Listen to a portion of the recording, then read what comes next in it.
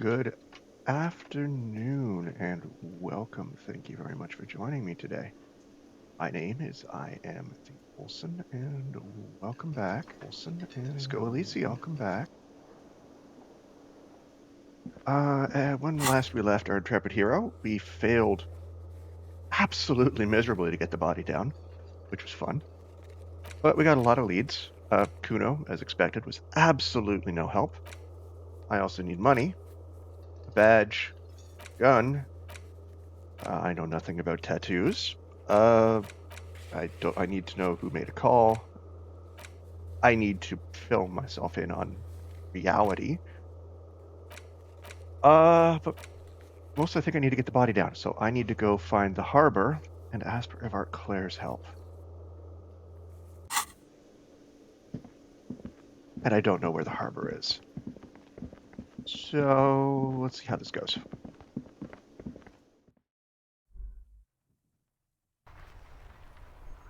Let's talk to you first again. I can't believe it's snowing again. It felt like Of course. Wet the harbor gates. Some kind of commotion, I think. I don't follow that. It's just water. No, actually, I think no problem. All right, let's go east and see what we can find there.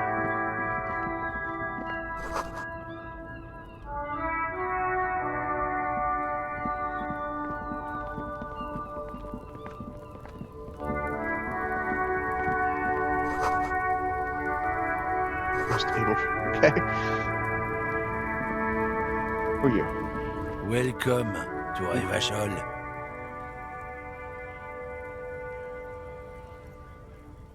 I like how we just automatically know this man is racist. Because his name is Racist Lorry Driver. That is just a parent setting a child up for failure. Don't you welcome to Revachol me.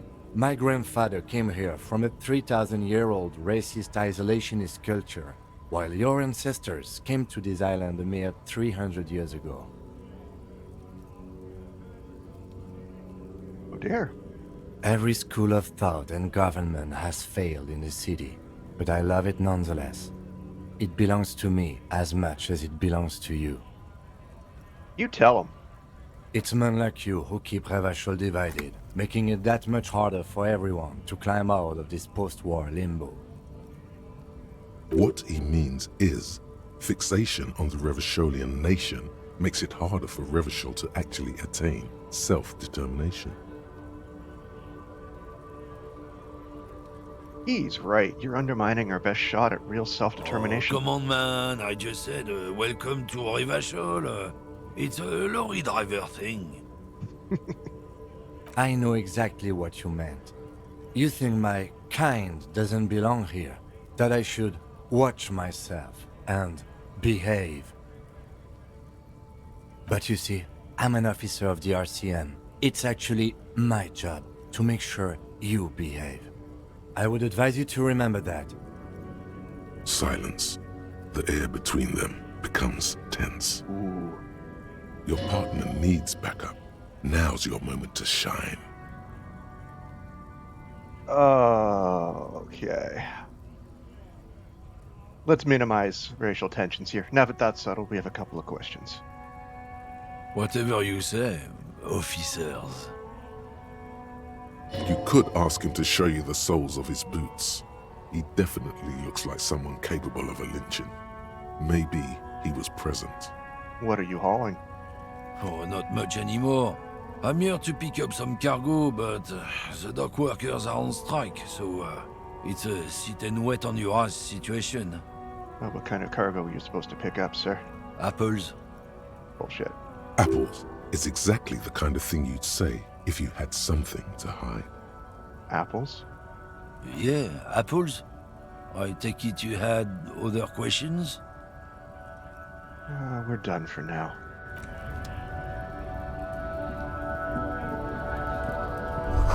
Fleet. What is a fleet? Let's find out.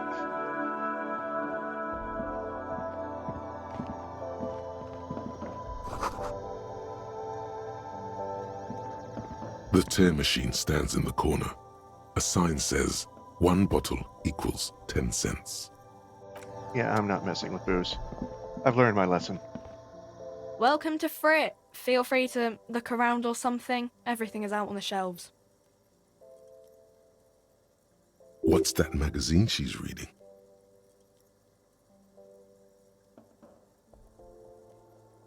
Before we go on, what is this Frit? With 3 T's, excessive number of T's. I don't know. Frit? Why is it written with 3 T's? I think they think that the extra T makes it funkier. It doesn't.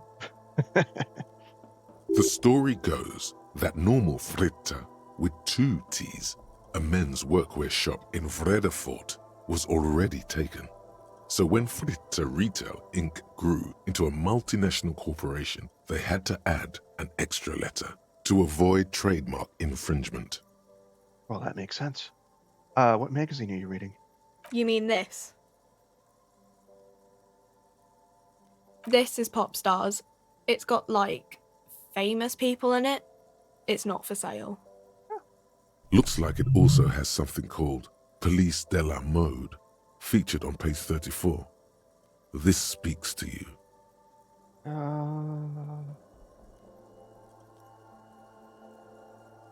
Forget about all that. What's this Fashion Police feature?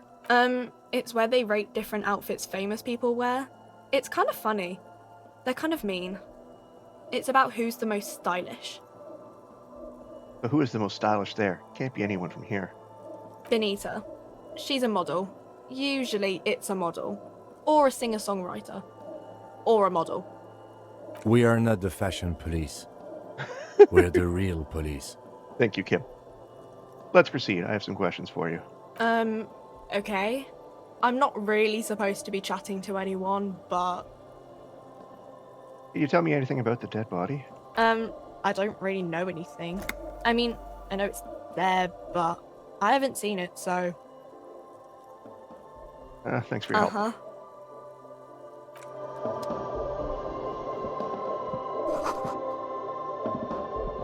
Alright, let's,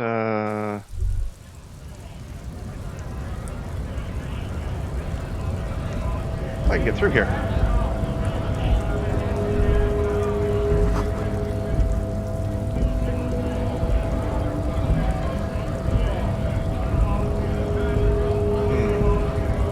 Looks like the strikers. Bastards! We have a right to work! What's going on here? Hold up and stay frosty, everyone. Cops are here. You here to fuck with us? Beat the honest worker down. No. Good. We're fighting for a cause here. Right to work! Right to work! Besides, we're not that different.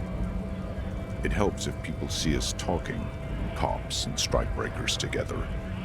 Shows authorities are on our side. Builds confidence. What kind of cause are we talking about? Rights of people. Rights of workers. To have gainful employment. To make a salary. And feed their families.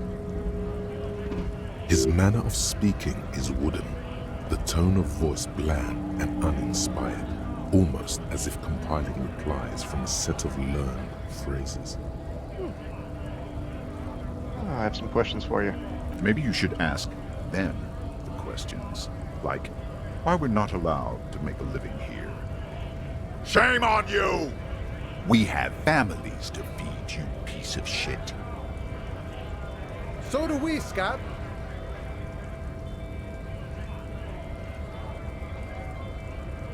I want to get into the harbor too. Have fun. Union shits are on full strike. Don't think they're going to let you through the gates. I'm trying to meet their fat boss.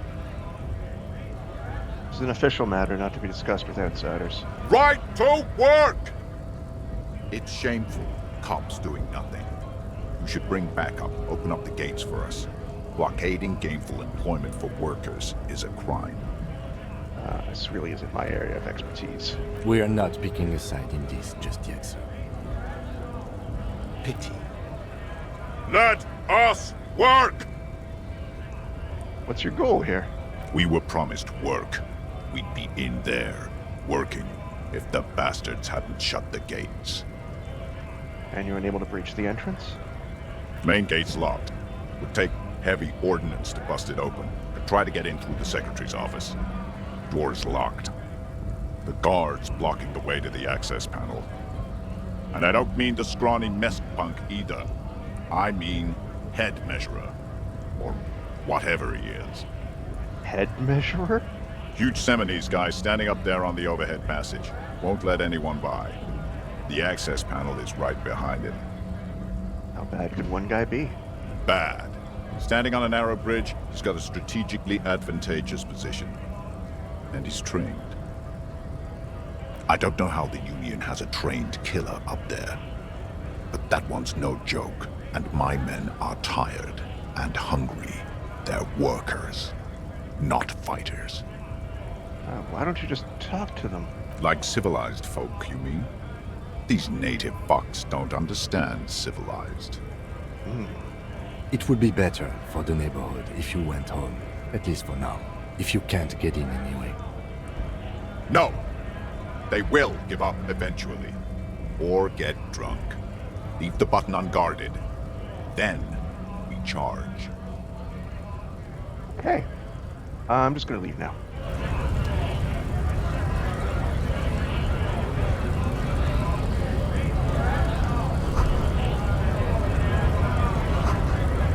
Greater Revenshall Industrial Park. Alright, he said this measure head is up the stairs. That's where I'm going next.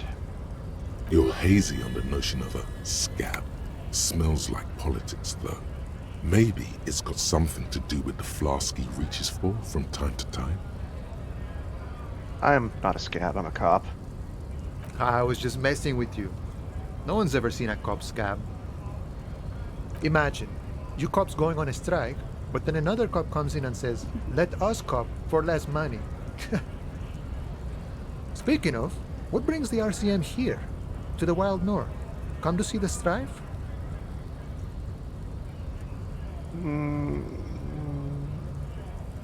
Hey, you're the man in boots at the gate. Uno said you know something about the armor. The little boy had it good on his promise. His promise? To get me into trouble. To sick the pigs on me. Pardon the choice of words. Not mine.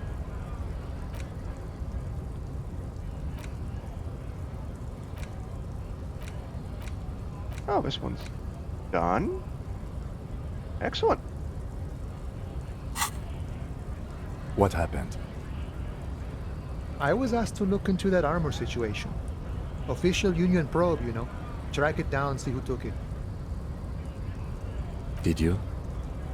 At first I thought, why not? Maybe the pieces can feed the strike. Buy us a few more days under the sun, you know? So I went to this boy. He said he'll make me his prison bitch. He's got eyes everywhere, and the cops in his pocket, and he's the king of Jamrock. Serves me right for doing menial footwork. I dropped that probe right then and there, and it still got me into trouble. One bad move is all it takes. Okuno used us to, what? Scare you? It's a minor nuisance. It's all good. Probe into the armor. What did you learn? I learned that people don't want to talk to a drunk Union man about some armor. Does that make sense? What else? Not much. Technical stuff mostly. That was the interesting part. Oh, what sort of technical stuff, huh? I did some research into this armadura. Let's say I have friends at the library. I didn't get into the material science, just how it comes off. How does it come off? In parts. 4 in total. The helmet was the first to go. The kid says he tore it off and kicked it into the sea. I believe him. The boots were still on the guy last I saw. Too hard to remove. So, as I count, there are 2 parts missing. The gauntlets and the cuirass. This is where I left off. Too much hassle. More like a job for some militia. Hold up. 4 pieces. Helmet, cuirass, gauntlets, boots. What about the leggings? Oh, they're just gone. They don't exist anymore, if they ever did at all. Forget about them. I do. Okay. I'm ambitious. I'm gonna find all the pieces. All of it? There are junior officers out there, eager to prove themselves. I would leave some for them, and I will leave the boots to processing, but okay. Let's find all of it. It's implied he finds it unlikely that you will succeed in this. Thanks, Kim. A mezquite is epic then, all across Martinez.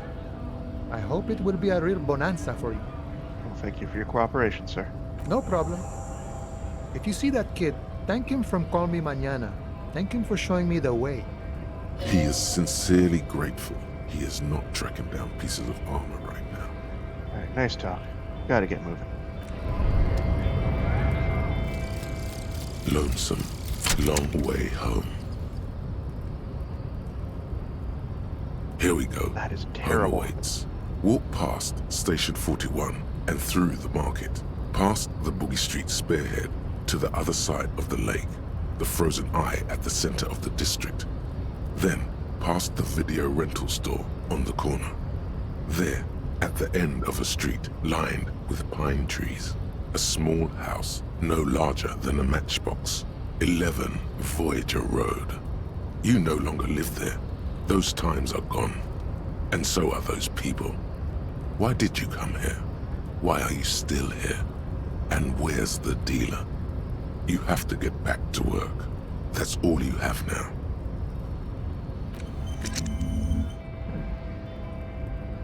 That's depressing.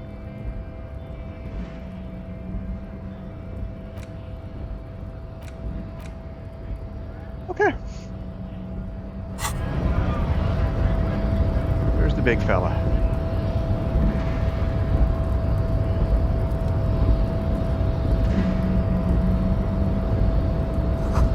Strike, press button behind guard. Hermetically sealed door. Alright. That must be Measurehead.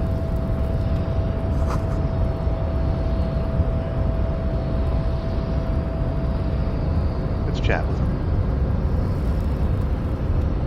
Your body betrays your degeneracy. Yeah, Measurehead. His body totally betrays his degeneracy. Don't say anything. Size him up first.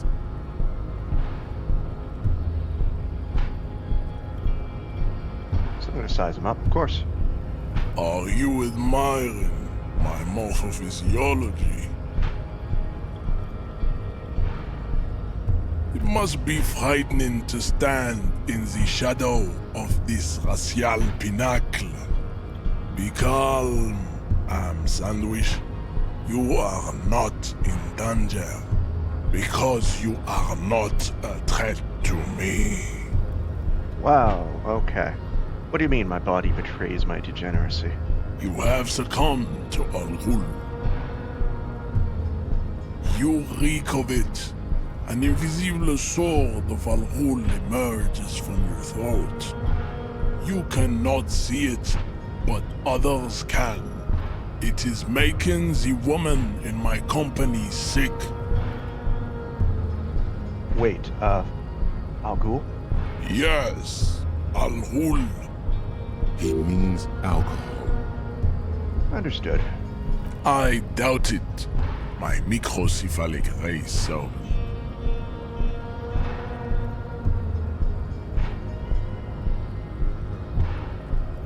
Kim, is it really so bad? It's not good.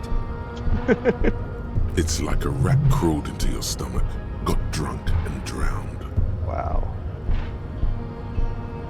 You're right, I'm an alcoholic, and I need that dead body to no longer be in the tree. No, you don't. You need to get another drink. Occidental Haplogroup B4 is done giving orders around here. The influence of the ham sandwich race is waning. The ham sandwich race. Show him the ham still got it. Does this remind you of someone? The guy down there?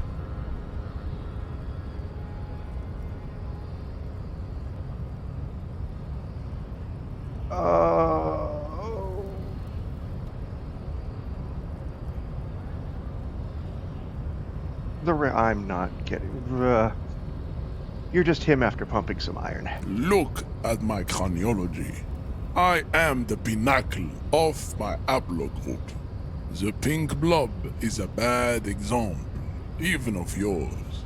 It saddens me. You were once a noble and powerful race. You gave the world eugenics, electricity, and powerful weapons of war like missiles and aerostatic aircraft. You made great gains in metallurgy, race theory, and statecraft. You dominated lesser cultures, like the deformed Hemians and the inexplicably potato-obsessed Khoikos. But now your ascent to the genetic summit has halted. You are obsessed with sadness and with frivolous pop culture. You will be superseded. Isn't that right, babe? It is, baby, yeah. You know it. There is a button right behind him, just out of reach. It must be the one that opens the door to the harbor. This man is not budging. Let's hope his superiors inside are more cooperative. You're right about all this. Now I need you to help me get that corpse down from the tree. Enough with this begging. You should leave the stage of history with dignity by inviting the other races to a great world war. Oh, Jesus. Bring your troops to the Seminine Islands and to Boogie Street, and we will pulverize you. When you are gone, we will build a museum for you. The walls will be lined with bottles of Al Ghul, your beloved beverage. Inside, we will store the odes to homosexuality you call art, and your microcephalic skulls. There may be a peaceful solution to this. You could internalize Meshahed's race theory. He would take you as one of his own. I mean, that seems like a gameplay solution, but I'm not exactly comfortable with it.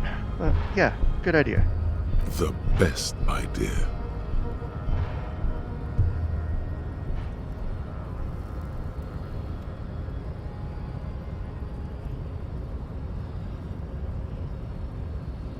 Let's try it. Ask what kind of races there are first. Classification is core to this stuff. Alright, Measurehead, I'm new to this world. Help me understand its races. I need to know what kind of different races are there. Do you? I do. There are 3 categories of race. Type A, the heroic races. Type B, the servile races. And the vile CF race cauldron of pederasty. Which one do you need education on? Oh, tell me all about Type A, please. Those are the Simonese, the Areopagite, and the Occidentals, excluding the Maun, of course. The Maun are riddled with eczema to the point where they find it impossible to smile. They are all lactose intolerant, a common result of inbreeding. A receding genetic pool has led the Maun on reprehensible street parades in Maun cities like Stadskanal and Vredefort, wearing wooden clogs on their feet and little green tassels on their hats. Racism is so complicated. Who exactly are the Mon? You know them by the names of their nation states. The Oranese, the Gotwaldians, and the Königsteiners. My people simply call them Maun. Okay. Maun is a derogative term for first world people of Gotwaldian descent. They do not all have eczema. Also, people of Katla, like the Suru and the Uhu, are much more lactose intolerant. Oh, okay. You're welcome. The Maun are proof that you can have too much Occidental racial purity and tassel-centered culture. Inbreeding has led to a lactose-intolerant subrace whom no one can take seriously. You got it. Who are Type A then? The Vespertines and Messenians of Vesper and Messina, the ancient Meteorans of Meteo by the golden Pisantic Sea, the Suren of Sur-la-Clé, and even the North Königsteiners, all have Type A race propensities. The other large Mondial civilization, the Mesk, are too yellow and oleaginous to count as a heroic race. True, they are violent and expansionist, but they have a glandular problem. Okay. Overproduction of sebum. Sebum is leaking into their brains, making them listen to El Mariachi music and eat toxic minced meat-based food, which in turn only produces more sebum. And who are Seminese and Areopagites in this? As proven by the Maun and the Mesk, Occidental Type A is in retrograde. The Seminese and the Areopagites are on the ascent. What's the difference? The Areopagites are sleek, long-headed. The Seminese are powerful, mesomorphic. The former is an immutable progenitor, unchanged since the Super Isola of Pericarnassus. Ancient brains rest in their slender skulls. The latter is perfected and adapting. Together they form the Simeno-Areopagite or Simeopagite super race. That is all. There are no more Type A races in the world. Nature was not capable of more. What about Type B? Type B are the unheroic races, amorphous non-competitors of the great race. The Khoikos and the Vacholier, they are mud-colored people. The Khoikos of Grad, Hugo, Zimsk, Chest et al. Are what you would call white, officer, in a suspect description.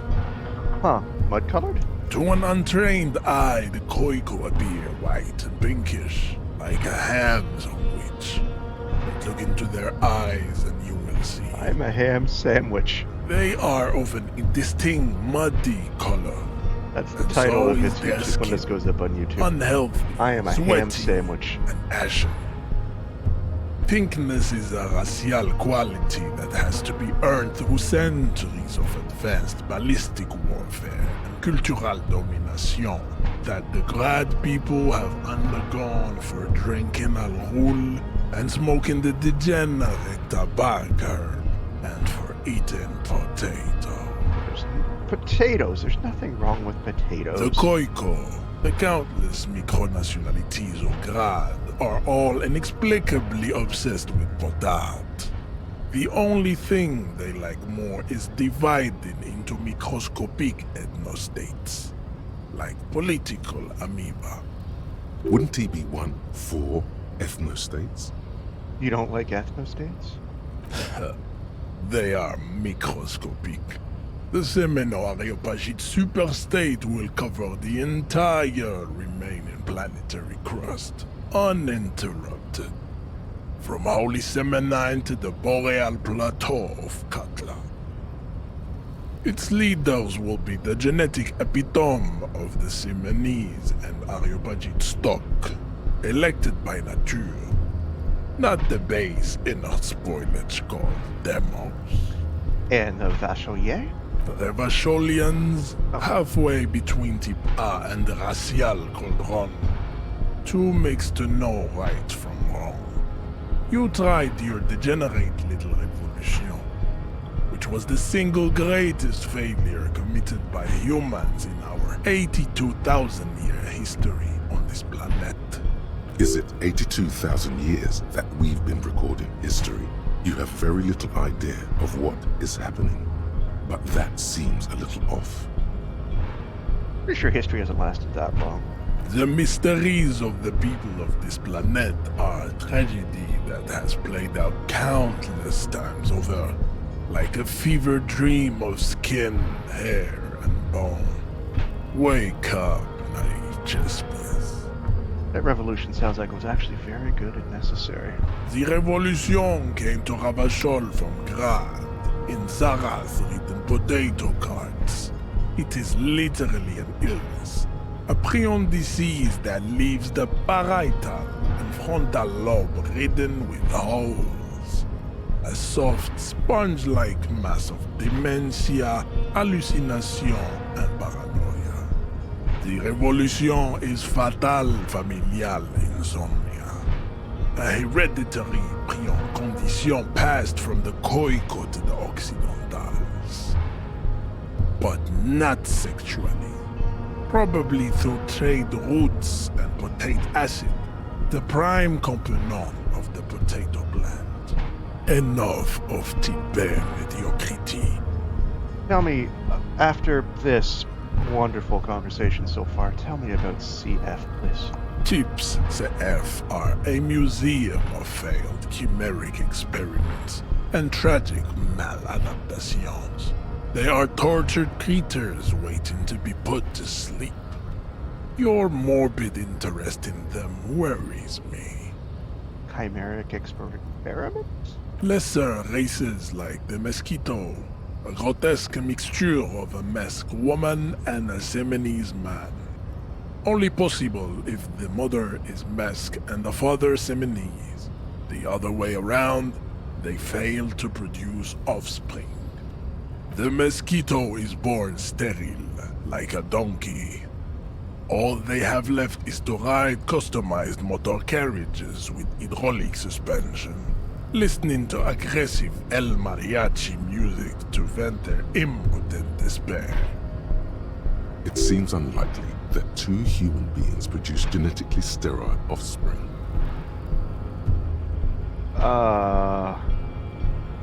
Maybe I've misunderstood something, but aren't humans too similar to produce genetically sterile offspring?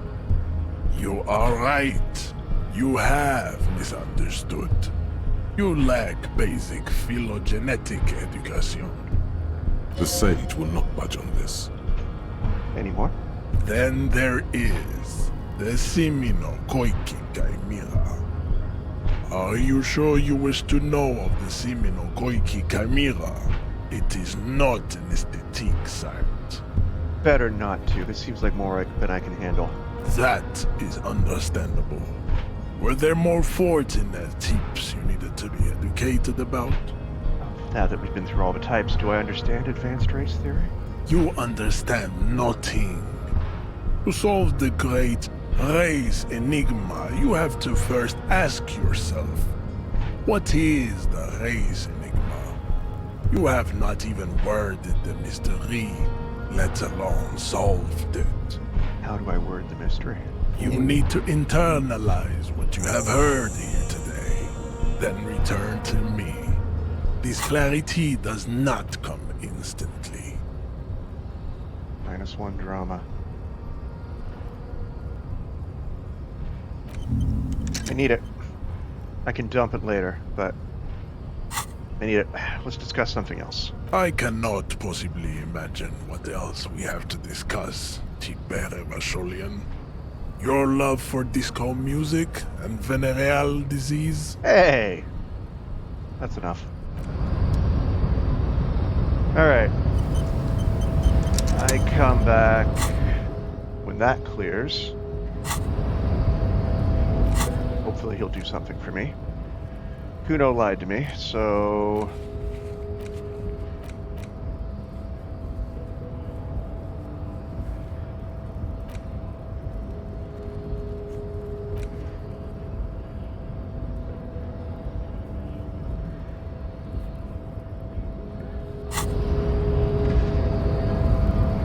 Alright, cool, we have a plan, we have objectives, something. Let's do this. Go back and yell at Kuno.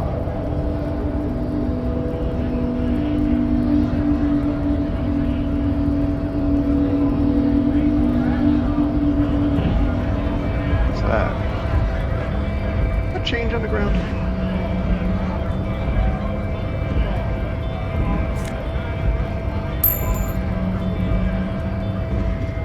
I don't lack that much dignity. What do we got going on over here?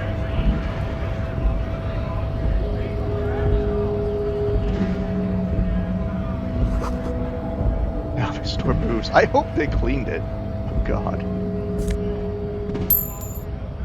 Oh. 27 to go.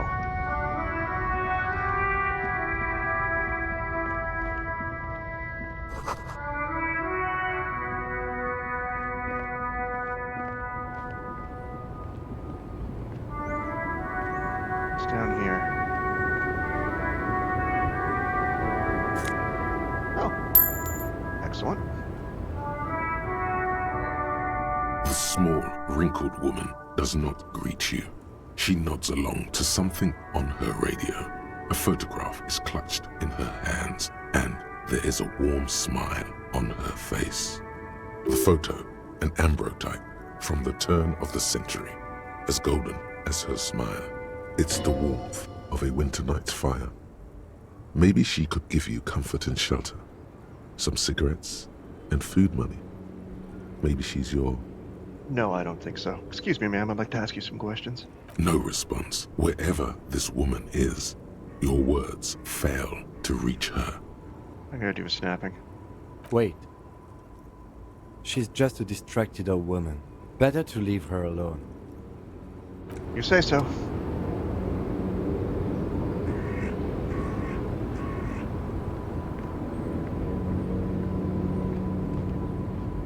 What is this? An old monument stands in the middle of the traffic island, pointing toward the sea. It looks as if it's been reassembled piece by piece, secured and mounted in the air with the aid of numerous ropes and rods. Who is this? A silver plaque on the statue's pedestal reads, "I am Philip III, the Squanderer, the greatest of the Philippian kings of Revachol, son of Philip II, the opulent, father of Philip IV, the insane." Not a good track record of mental health in that family. Oof. What did this king do? Even by the standards of the Philippian kings, old sumptuous Philip was known for his profligacy. Oh. Well, he blew through the whole national treasury, starting the decline of one of the penultimate century's greatest superpowers, the suzerain of Revachol. His own maladministration foreshadowed the fall of the monarchy. During the anti-centennial revolution, an end to his family line and the monarchy on the Insulindian Isola. How did he blow through the entire national Stories have treasury? it that he had his bedroom converted into a treasure chamber, where he stored unfathomable wealth. Krugerrands, bars of gold, ornate weaponry, armor, and various chalices. He called it the Sol Auron. It was obscene. There were whispers he slept on a huge pile of gold-dipped feathers, like some obese dragon, instead of a bed, like a normal person. No wonder everything went to shit. But wait, you haven't even heard about his fabled cocaine addiction. I don't want to know. Philip III's ludicrous bronze likeness looks defiantly up. Okay.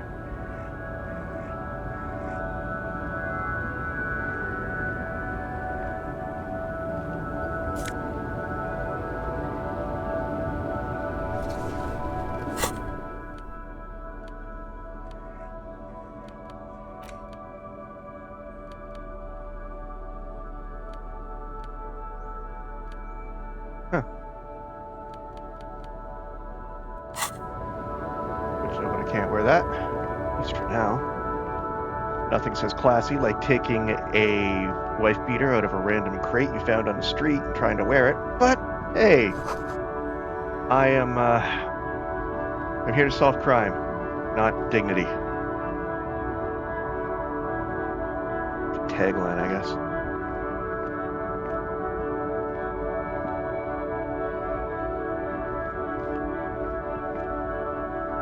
There's my friend. He doesn't have anything useful to say. I have a map. I don't know where I got that map. Okay, alright, well I have a map. Let's go see what horrible things Kuno has for me. Then we've got all the way east. I'm still waiting on this for another while. So let's go west and see what's out there. After I get abused by a small red-headed child.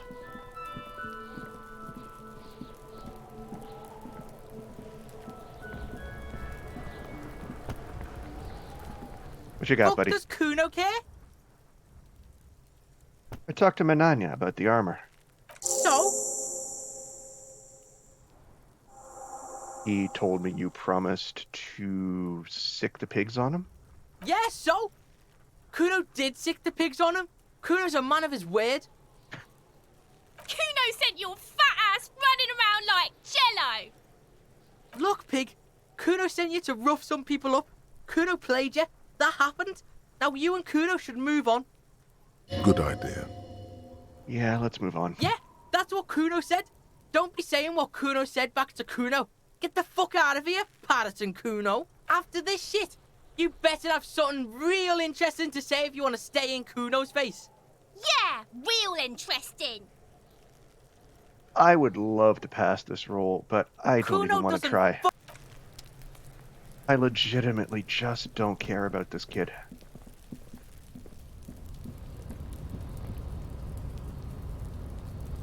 I probably should, but I just don't. He's... An inconspicuous pile of the roofing material, Try it again. Eternite. Because Double it's fail. nice and orderly, it reveals no...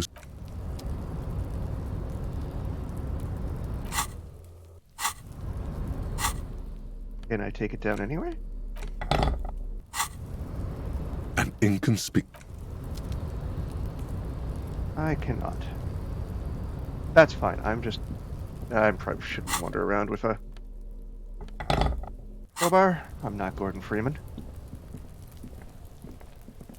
Much as I'd love to be.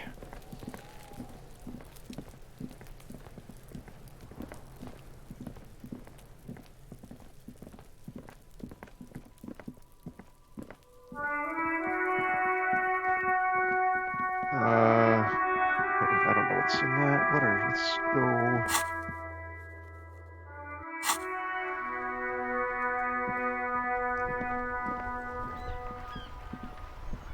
This Post-Levantorie mail collection box has been heavily vandalized with graffito. A closer inspection reveals 2 bullet holes in the front.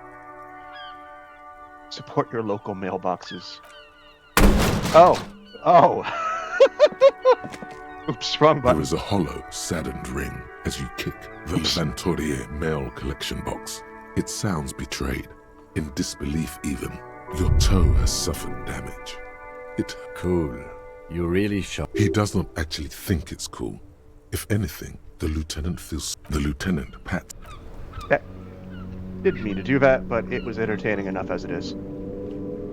Let us continue. I could have another heart attack at any moment. I need health.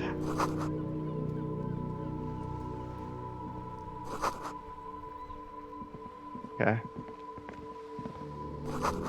Book about pate.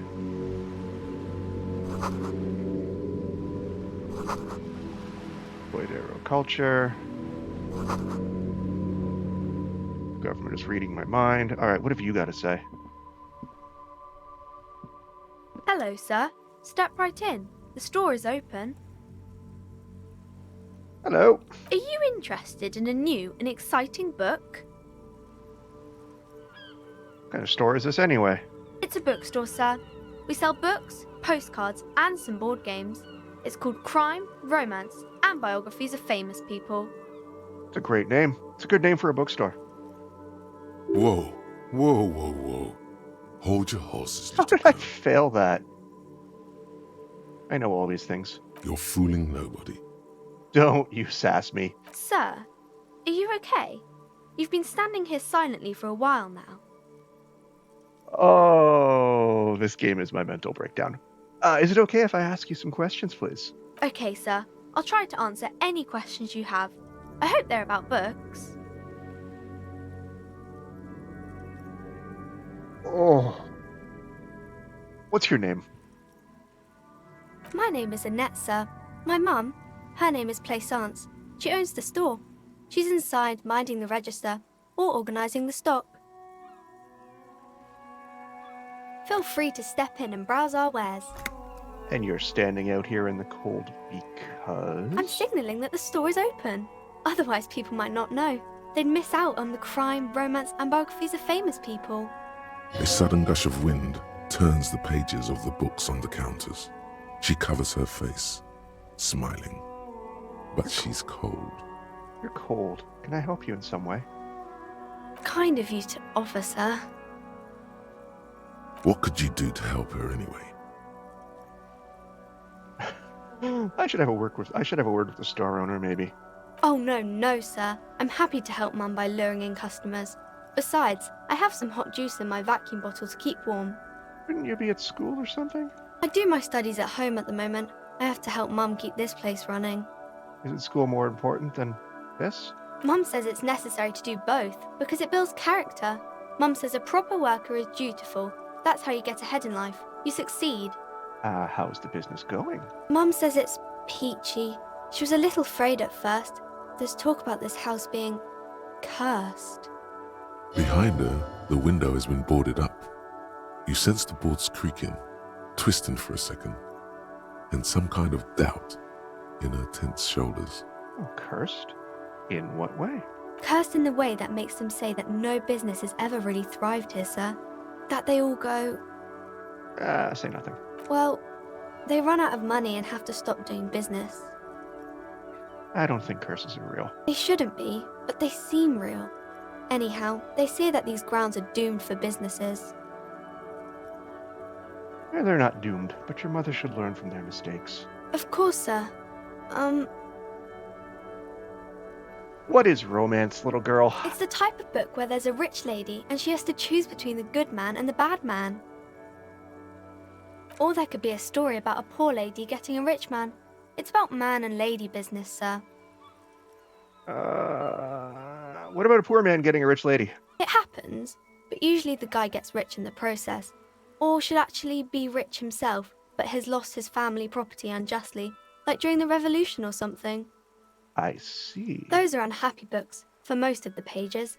People sad about what they have lost, but then it all turns out just fine in the end. Naturally, that's enough romance for me. Maybe some about other books? See you around, Annette. Let's go inside.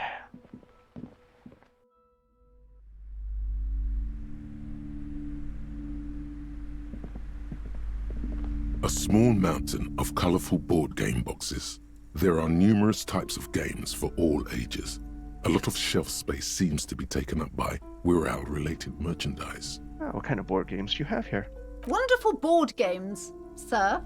The Viticulturist is a classic for sure, or perhaps you'd like Archipelagos of Insulinda, a very educational game for those interested in geography. Well, that sounds fun. Raubritter is a fun game of economic competition, but can get quite intense after a while. We have games for the whole family. You can play with your children. Who are you going to play board games with? Do you have friends or family? I don't want to think about this. Then don't. Friends, chicks, I have all those. Then you're a lucky man, officer. Children are the greatest of treasures. For playing with friends, I'd recommend Suzerainty. It's a civilization building game where you build a civilization, then set off to brutally colonize and repress other civilizations. It'll cost 12 rial. That sounds fantastic.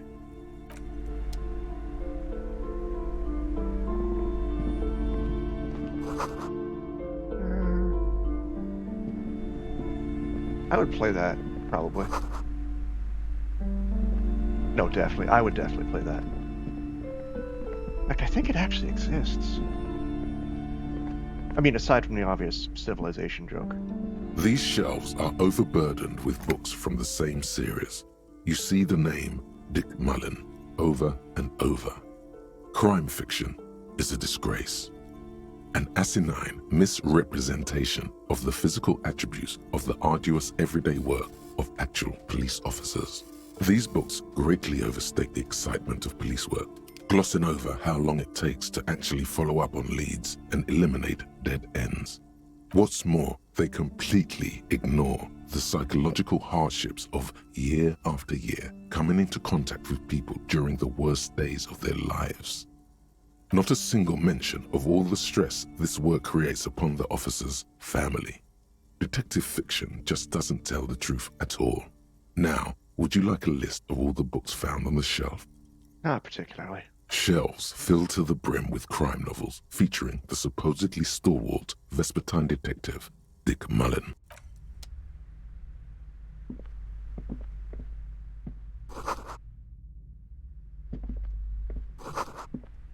Home of fascist magic. The plaque on the shelf reads, Biographies of Famous People. You see a large variety of names, none of which ring a bell. Browsing through all the books with all their names makes your head spin. None of these seem important or relevant. It's all just vapid egoism. Suddenly, a particularly odd title catches your eye. It reads, High Speed Love, the tragic true love story of Jacob Irv and Alfie Delatraz, by one Cecilia Averbrook. High Speed Love chronicles the romance between two of the finest tip-top tourney racers Even in here, history. I can't escape F1. One of them is the madcap driver, Jacob Irv. His blonde mane graces the cover. Next to Irv's life story, you see a slim biography of an Occidental rock star called the Anti-Star. He's famous for shooting morphine into one of his eyeballs and cocaine into the other. Delightful. Next to that, Rivasholian radio personality Guillaume Bevy stands in front of a rundown drug den. He's a permanent fixture on Channel 8, reporting on real-life crime and ruining cops' days. I really must insist you buy one of the books. Reading them is not for free. Do still browse, though, but not too long. I'm sorry, I did not mean to rush you. You are browsing. Go ahead. Take your time. Time is commerce. Wow. Several maps have been attached to a bulletin board hidden inside the alcove. They're held up by small pins. The board has come loose from one corner. The maps look old and faded. Your eye catches a map of Insulinda, a map of Revachol, and a map of Martinaise. The north coast of a verdant island is shattered by the delta of a river. It is the River Esperance. Countless bridges put the shards back together, connecting city blocks to river islands. La Delta says a great artificial heart in the center, teeming with life forms and construction. To the east, rolling hillsides, Le Jardin, Stella Marie, the suburbs of Saint-Baptiste, swallowed up into the megacity. They sound rich to you. This is Revachol East. West of the river? Huron, it's somewhere to live. Not bad. Then there's Jamrock. It's bad. People shouldn't live there, but they do. Then Forberg. It's almost as bad and much larger. Then Coal City. It's the worst. And Martinez? It's so small you can't even see it on the map. No, wait. There it is. North of Jamrock, the strip of coast next to the Greater Revachol Industrial Harbour. It looks downright despondent. It's almost Coal City, to be honest. No, this is somewhere to be. This is all you have. But it's still something. Streets and sodium lights, the sky, the world. You're still alive. That's something. Can I buy these maps? I'm sorry, officer. The map of Martinaise is the only one available. The other two are not for sale anymore. And besides, you could scarcely afford them. What? They're quite valuable, though they might not look it. The map of Martinaise is 90 cents, though. And why is that one so cheap? That old thing. It's an out-of-date map of a tourist location that never was nor came to be. From when some design studio people tried to spruce the place up 4 or 5 years ago. They also renovated the horse statue, set up those coin-operated viewers, and designed the new street lamps. The place does not look like a successful tourist trap, does it? No, it doesn't. What happened then? They didn't get that far, for some reason. A shame the project never got going. Would be nice if someone fixed Martinaise up. All these ruins are bad for business. Yeah, let's buy the map. Always good to be informed of your surroundings.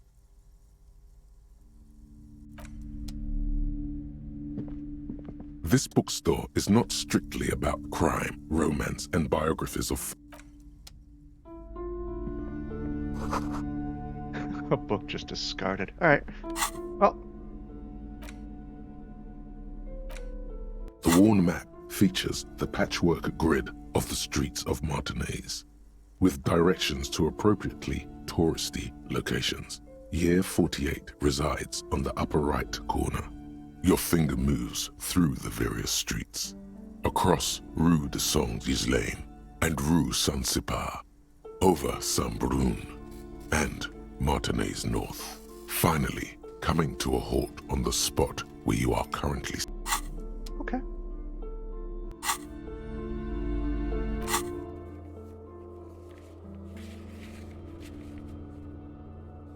Okay, alright. Well, I like how these... Okay, alright. Andy? Oh, what did you have to say up here? Everything knows the most interesting things about fascists was their magic.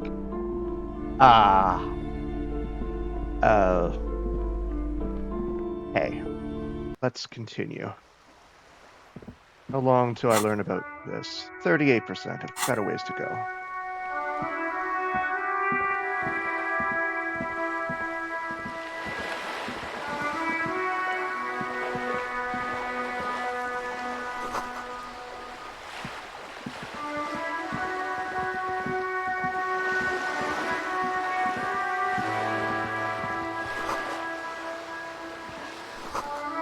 Cliffside Apartments, Martinez Pier. Oh, we're down by the docks. Alright, alright, alright.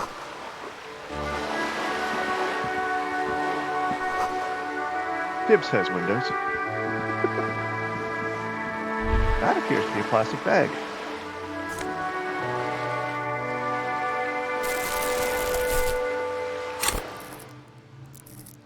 What have I done?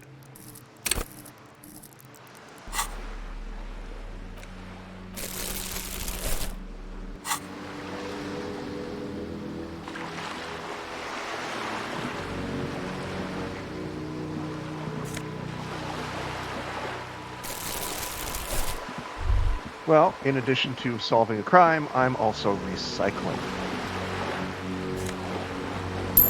Oh, thank you. That's good. I'm glad I have... Yeah, let's do it. Let's do it.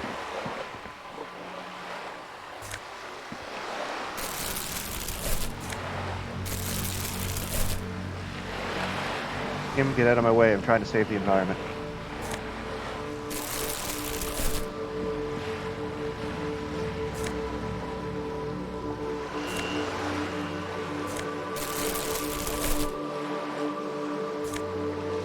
Really? Come on.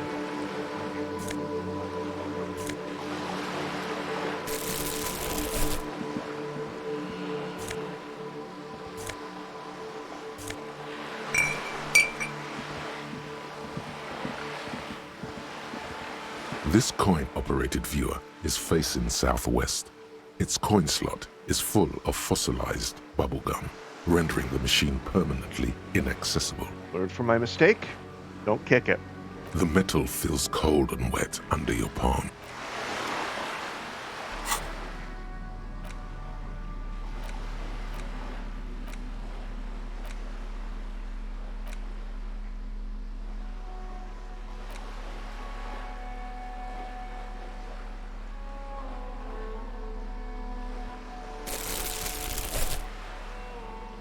It's 8 bottles. That's 80 cents. That's something.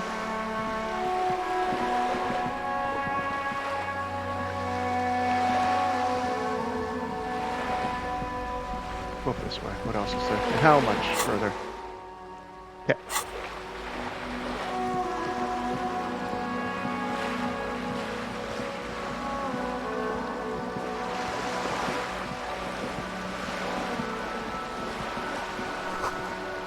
Lonely cormorant surveys the sea.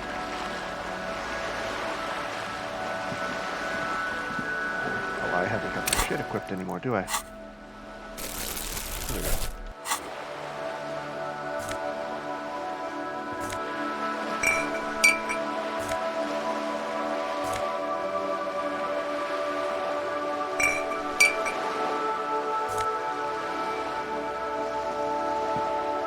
Yes?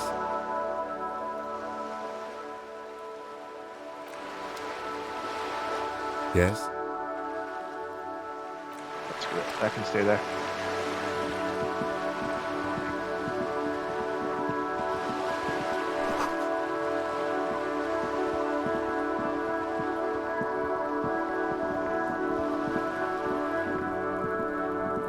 This is a wall on the side of an apartment building.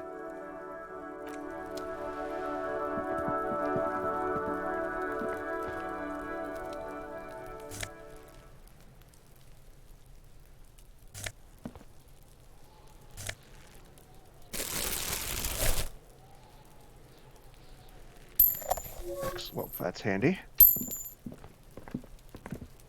What else is back here?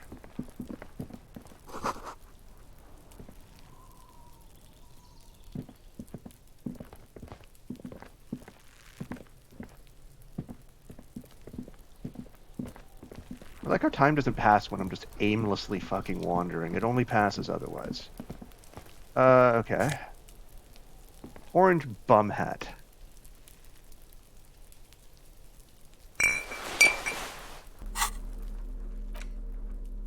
Reaction speed, but -1 rhetoric. I like my rhetoric, thank you. I still love the disco-ass blazer.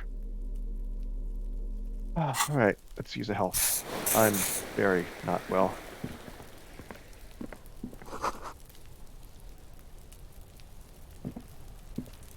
How do I get up there?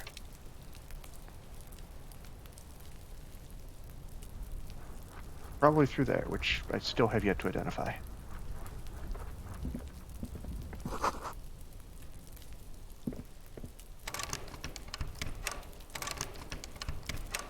Okay. Moving on, let's go through here.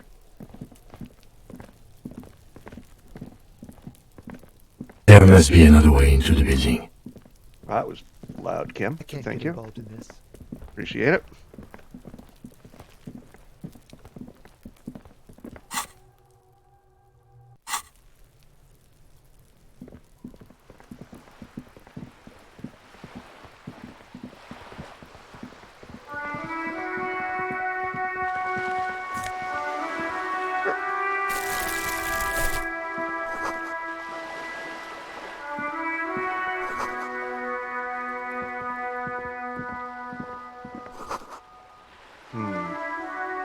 Hey, up here, pigger.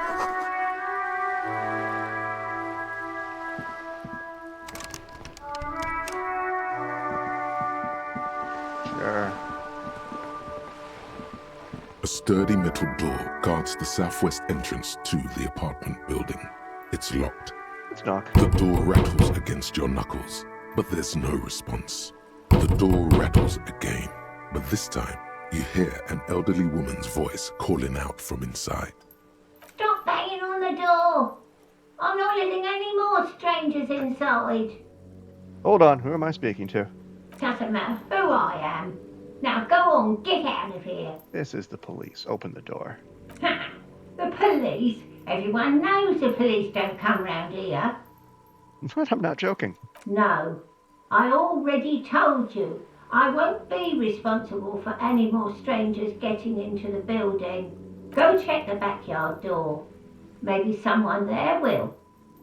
Backyard door? There must be another entrance to the east. Alright. Where could that be?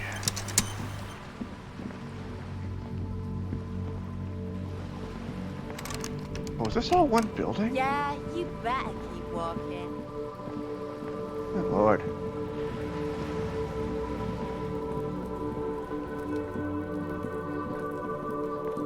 Maybe that one?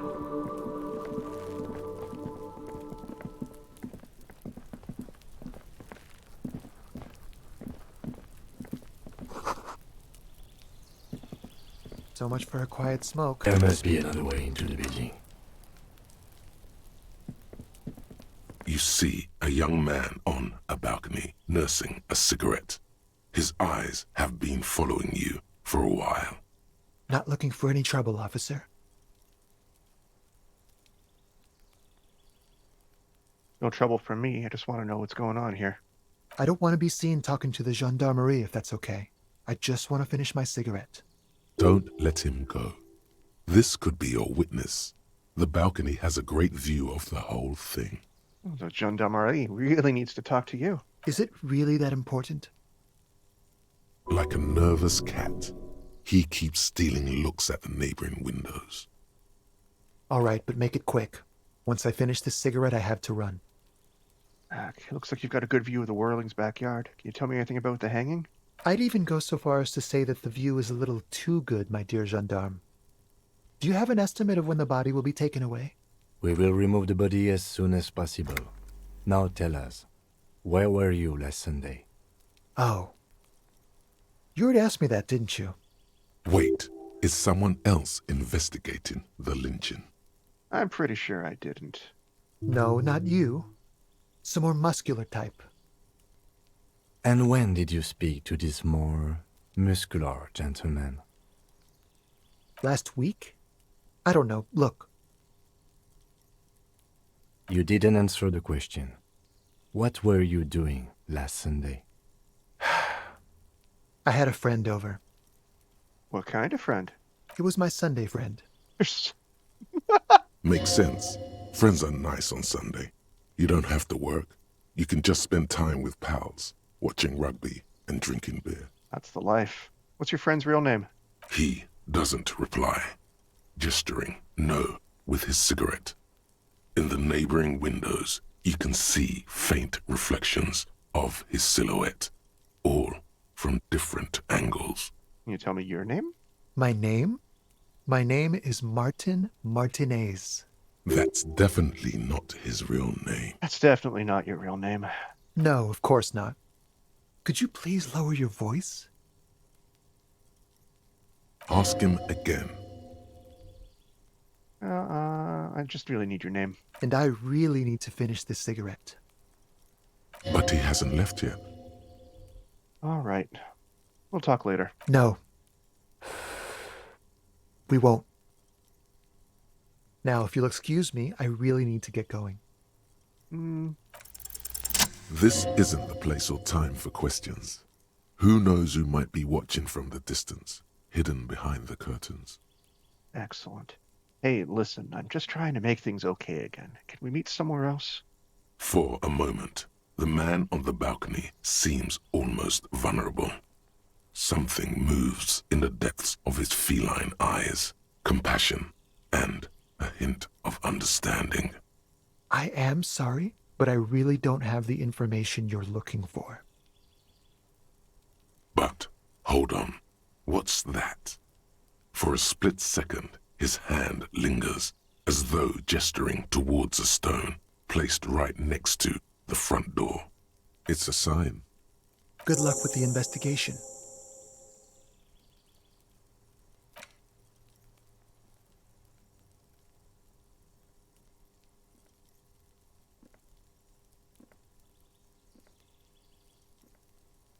He's gone.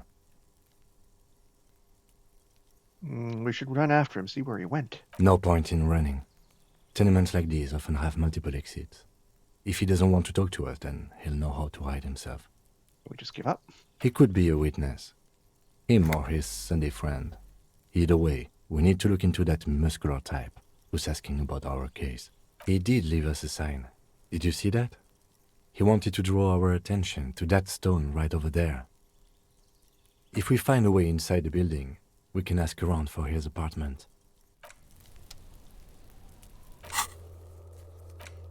Okay.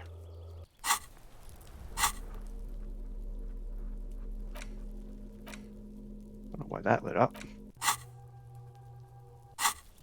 Alrighty, is there a key under here? A stone, like any other, lying in a whirl of sleet and mud.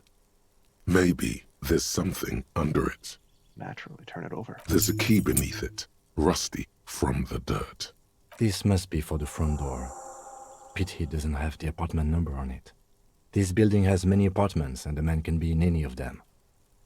We'll just have to go in and see. Well, that's, progress. I can get in.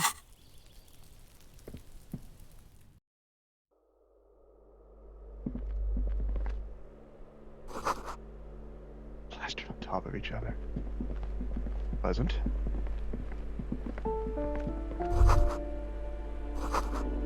Who's going 3 different sizes? Okay.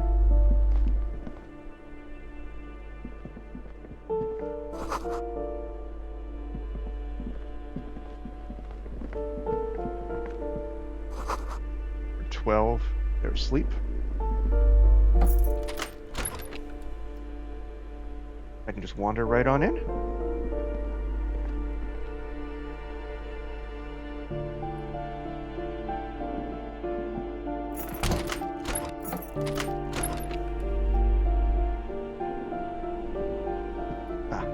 Bathroom. No wonder I can wander right on in.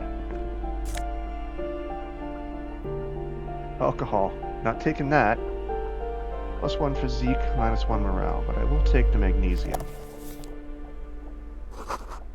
Oh, there's some sort of slime. Lovely.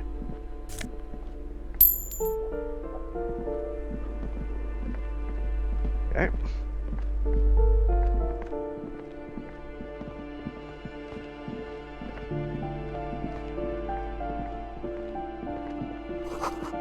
Five-pointed star on the wall.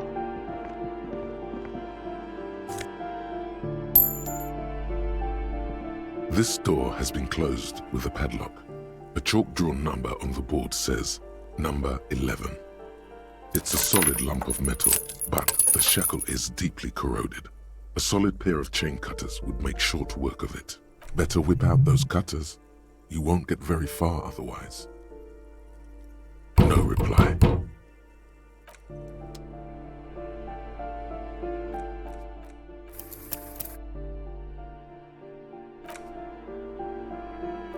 Yeah, I'm quick saving. I'm going to do a little bit of breaking and entering. This door has been closed with a padlock. A chalk-drawn, the shackle snaps like a twig, and the lock falls to the floor with a little thud. It should be possible to enter now. After you, detective. He's surprisingly okay with me breaking and entering into this random's house.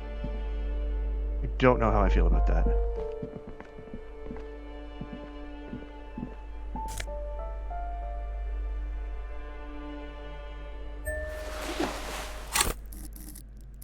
If I'm stealing, I might as well look good doing it.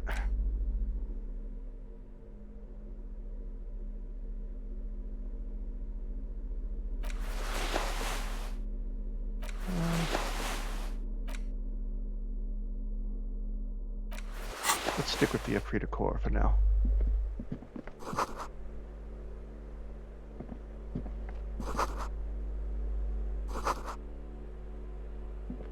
A plaster cast bust depicts a middle-aged man with impressive sideburns. The name on the plinth reads Kraz Mazov. Kraz Mazov, nom de guerre, was an economist and a theoretical historian. He was a leading figure in the Grad side of the turn-of-the-century revolution, where he headed the 9-day government. Mazov is considered the father of scientific communism. Scientific communism. Mazovianism. Okay, why does this yeah. The white star, the photos on the wall. I think we have broken into the apartment of a young communard. How fitting.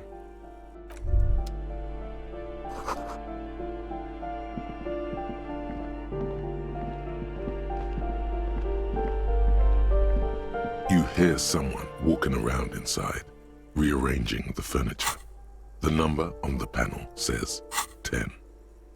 The walking stops abruptly, but no one comes to the door. You can feel tension on the other side. A poor communard, from the looks of it. The room is barely bigger than a closet. This time the steps come closer. This is the police. Open up. Do I have to open the door? Do you have a warrant? I'm not obligated to open the door if you don't have a warrant. True. Let's go. We don't have a reason to get inside that apartment. It's generally easier to do things if you have literally any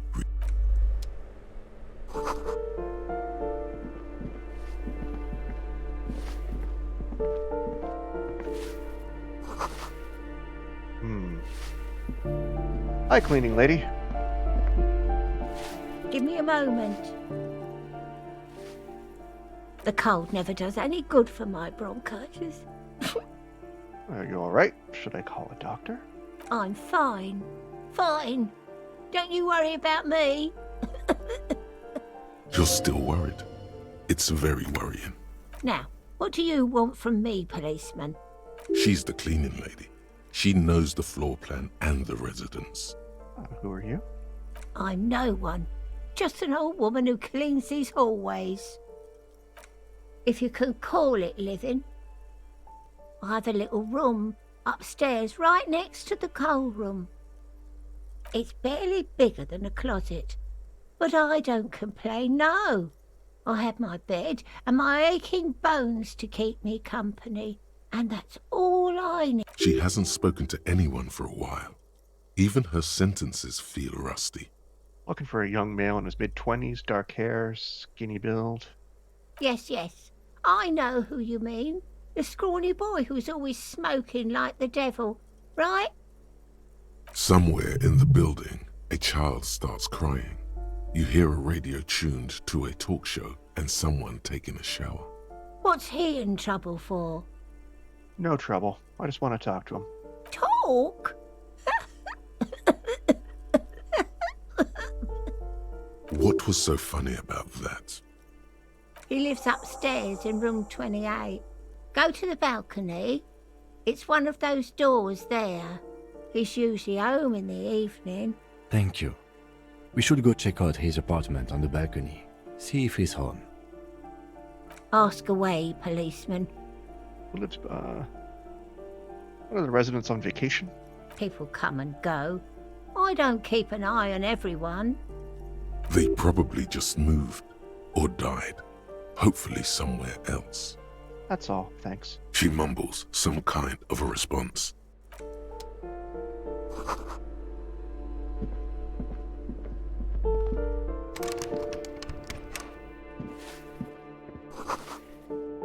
We're closed, huh? Oh, delightful.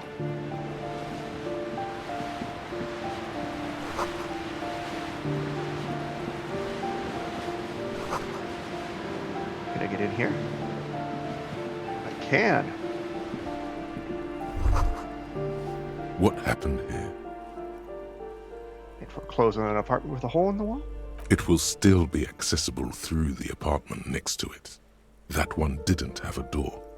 Sadly, nothing of great value remains here. Up for the stuff in the fridge. Indeed.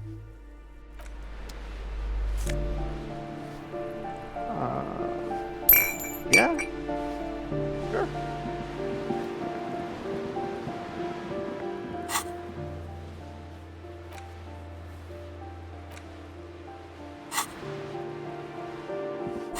I pick something up. Yeah.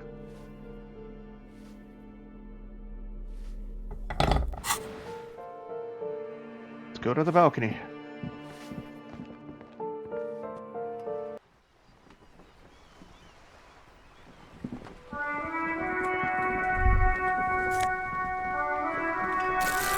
Ruination has come. The broken arches betray the once grand history of this building. It towered over the harbor until it happened. What is it? A great force from the northeast fired into the city. Heavy artillery shelled the coastline. Fired from the water. A straight shot into Revachol. The tenement acted as a defensive wall against the worst of the shelling until it was destroyed, and they had a direct firing line. Let's look at the ruins. Those arches acted as support for something greater than what you see now. Only 3 stories stand where 9 to 12 once did. Restoration has failed. What the shelling took out was never rebuilt. Time to go. Let's see. There's the lady who called me a pig. Let's have a chat with her. Me when I'm talking to you. The streets will flow red once more. A great torrent rushing down Rue de Esperance. You wait and see. The streets will not flow red with anything. Who are you? I'm Cindy the fucking Skull. What else do you want to know? Date of birth, blood type, the last time I was tested for Hep C. We just need to want to know your name, little lady. No need to get defensive. And here I was trying to be polite. Just can't win with you pigs. That smell coming from her paint bucket. It's not paint. It's heavy fuel oil. Keep looking off to her side. What are you looking at? The lieutenant furrows his brow at another one of your eccentricisms.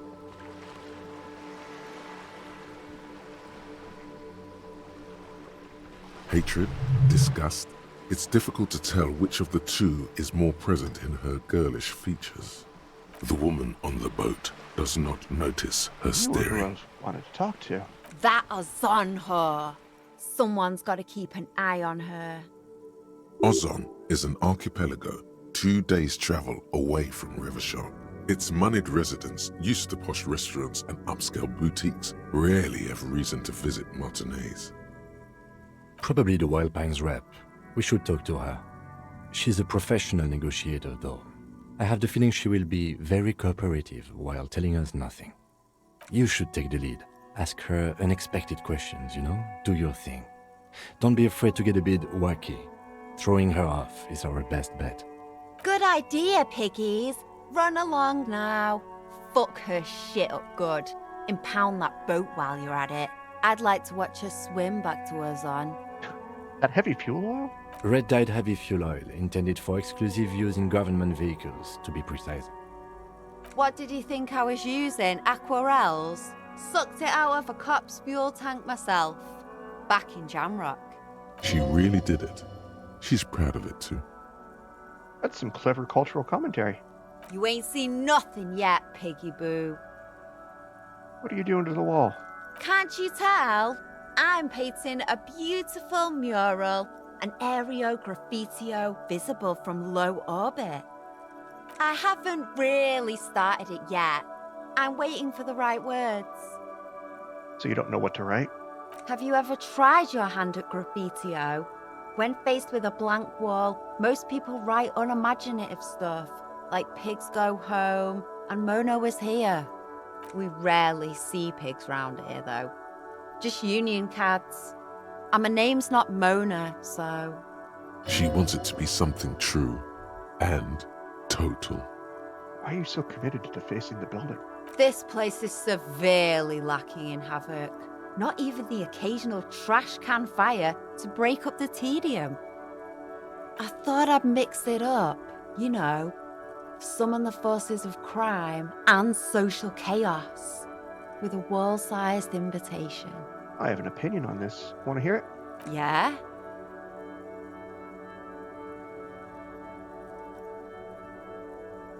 I love public art. Thanks. I'm sure the inspiration will come to me now that I have an official RCM stamp of approval.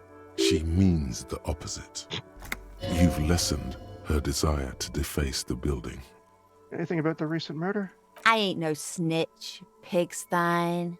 Go forth and forage in someone else's shit. No shortage of squealers in these parts. Actually, there is a shortage of people who talk to us in a normal, calm, informative manner.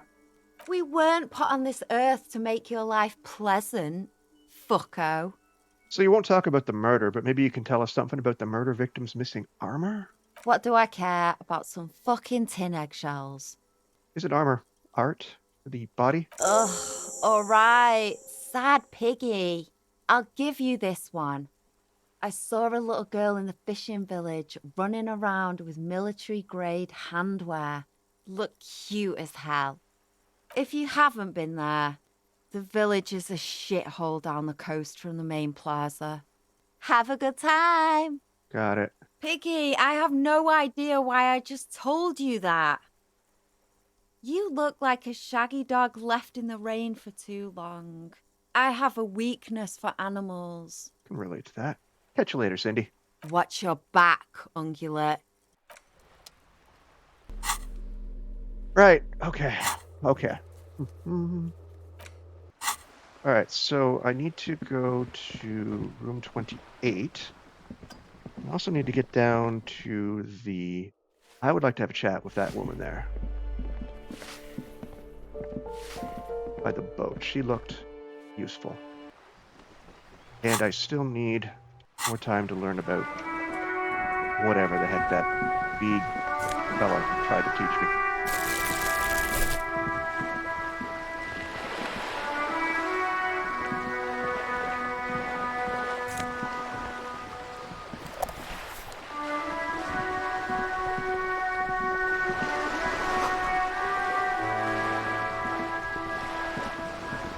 Hello, you. A striking woman leans against the cabin top of her sailing boat, smiling as you approach. Her green raincoat glistens with droplets. A silk scarf is tied around her throat. Good afternoon, officers. I'm Joyce. Joyce L. Messier. I represent the board of Wild Pines, the owners of the harbour. You gentlemen must be from the RCM. Shake her hand. I'm glad to see you here.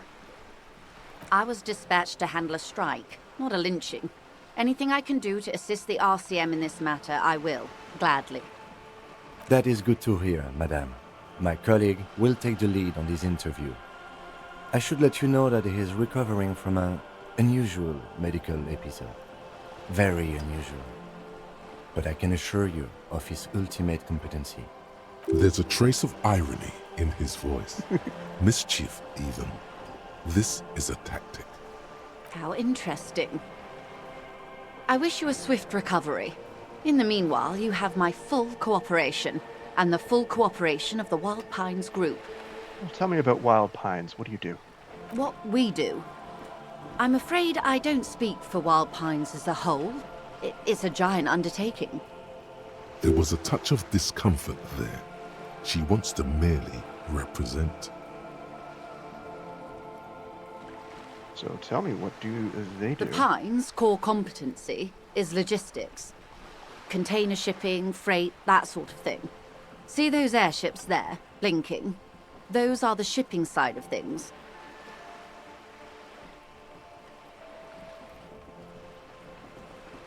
My phone just exploded and I don't know why. And that is the terminal.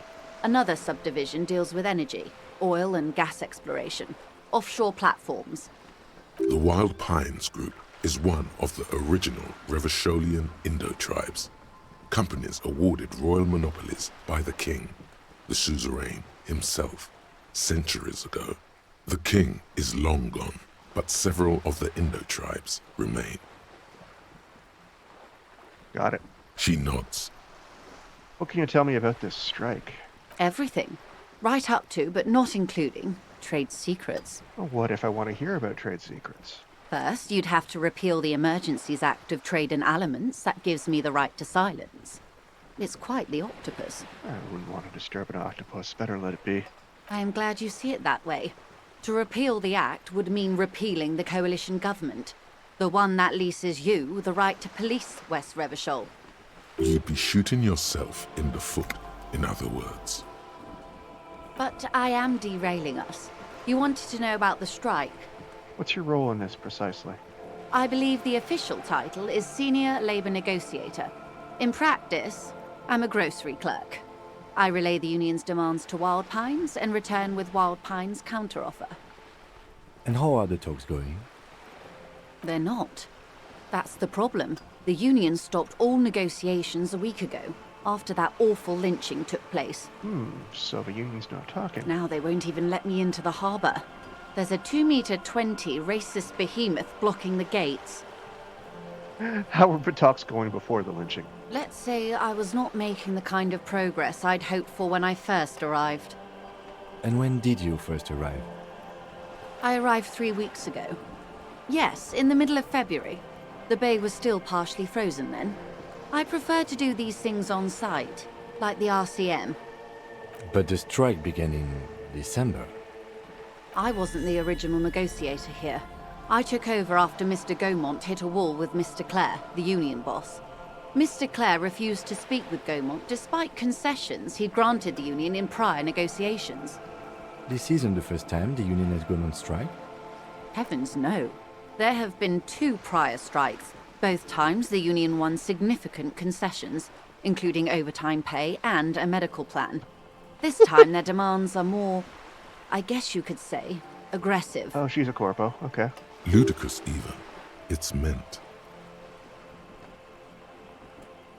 What happened to Ms. Gaumont? Mr. Clare told him to... how did he put it? Fuck off, midget. Gaumont is short of stature, you see. I see. Okay then. Yes. Keep in mind, this is a negotiator Mr. Clare has worked with before, and who was more than fair with him and the Union. Sounds like usual aggressive posturing. And what were the demands? There are leaflets everywhere, and banners. What did they say again? Oh yes. Every worker, a member of the board. Most of the workers probably don't know what that means. I like it. Then you might also like their other slogan. Demand democracy. Oh yeah, that's a good one. Personally, I don't think it has the same pizzazzo as every worker, a member of the board. What exactly do they mean by it, though? What's the demand? It's quite simple, you see. Every time the Wild Pines group makes a decision, about what? About anything really, it needs the signature of each of the 2,200 workers in its Martinez terminal.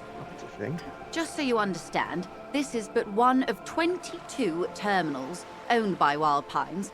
Essentially, not only are they kings of the company, they are also kings of the 72,000 employees of Wild Pines Group. It's pretty funny, I have to admit. They're having a blast. But how can they afford it? After 4 months, my assumption was they would prefer a more practical solution. Oh, what are you gonna do? I'm not sure. Naturally, I assumed that was just their opening position, a hard-nosed tactic with a side of mockery. But there's been no follow-up, just the same nonsensical slogan repeated over and over again. And now, people are getting lynched, I hear. Behind the whirling in rags. A disastrous situation if there ever was one. Excuse me, from whom did you hear about this lynching? Good question. I first heard it from the boyer at the gates. The one whose very name advertises his aversion to work. I think he said it was, "Call me mañana." This checks out. The scabs at the gate, did you put them there? The scabs? You mean the huddled masses of Jamrock, come to plead for work where the Union refuses to? If they were organized by Wild Pines or its affiliates, then it would be a company secret. I could not share it with you. Not right now, at least. It's implied.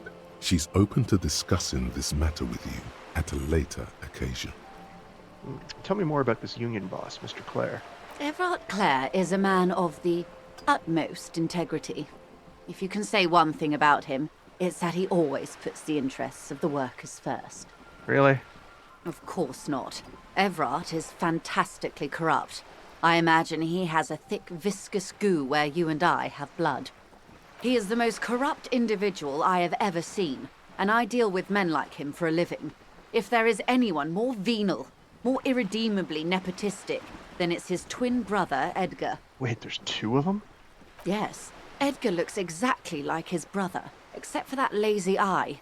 He also talks exactly like Everard does, and when one's term as foreman is up, the other takes over. It's how they circumvent the term limits, you see, with a funny little switcheroo. While in office, they've embezzled God knows how much of their workers' dues. And what about the Union itself, outside the Brothers Clare? The Débardeurs Union was once a perfectly normal institution. 20 years ago, anyway. It must not have been easy to establish under the Emergency Act, but they did it. I can respect that. Organised labour at its best, as they say. Then something happened in the local chapter elections. The Brothers Clare came and transformed it into a... how do you say? A mob. The Débardeurs are a crime syndicate. Sad as it may be, I suspect we'll be forced to cooperate with them. Refreshingly honest, officer. The company has tried appeasing in the past, but I'm afraid our concessions have only emboldened Everard and his brother. And your opinion, detective, if I may ask? I'm a curious and talkative person, you see. Would you say the Débardeurs Union is... Sounds like a socialist mob. Thank you for being candid. Sadly, Wild Pines have cooperated with what amounts to a crime syndicate for 2 decades. However much you feed the wolf always hungers. One more thing. You said something happened in the elections? I'm glad you asked. There was a woman, the previous forewoman of the Union. She disappeared. Disappeared? Yes. On the last day of the local chapter elections, her daughter phoned in and said she wasn't running anymore, or coming to work. Ever. End of story. Eerie. Downright haunting, if you ask me. The Wild Pines suspected foul play, but what could they do? It was a union matter. The point of the presentation is, these kinds of things happen around the Clares. Watch out when you're dealing with him. Thank you for your concern, ma'am. We'll be just fine. That's all I need here. Let's change the topic. Of course. How else can I help? What can you tell me about this lynching? Quite a few things, I'm afraid. The information I'm to share with you includes sensitive trade secrets. For the sake of my employer, I have to ask for your names and badge numbers. Oh dear. Of course, ma'am. We should have introduced ourselves. I am Lieutenant Kitsuragi from Precinct 57, and this is my colleague from Precinct 41. I'm afraid he doesn't have his badge at the moment. I hope mine will suffice. How curious. Why is that, Detective? Awkwardness washes over the conversation. The woman doesn't like this turn of events. Remember when my partner told you I'd recently suffered from an unusual medical episode? My lost badge is related to it. I see. So, are you saying you lost your badge during the course of this episode? Yes.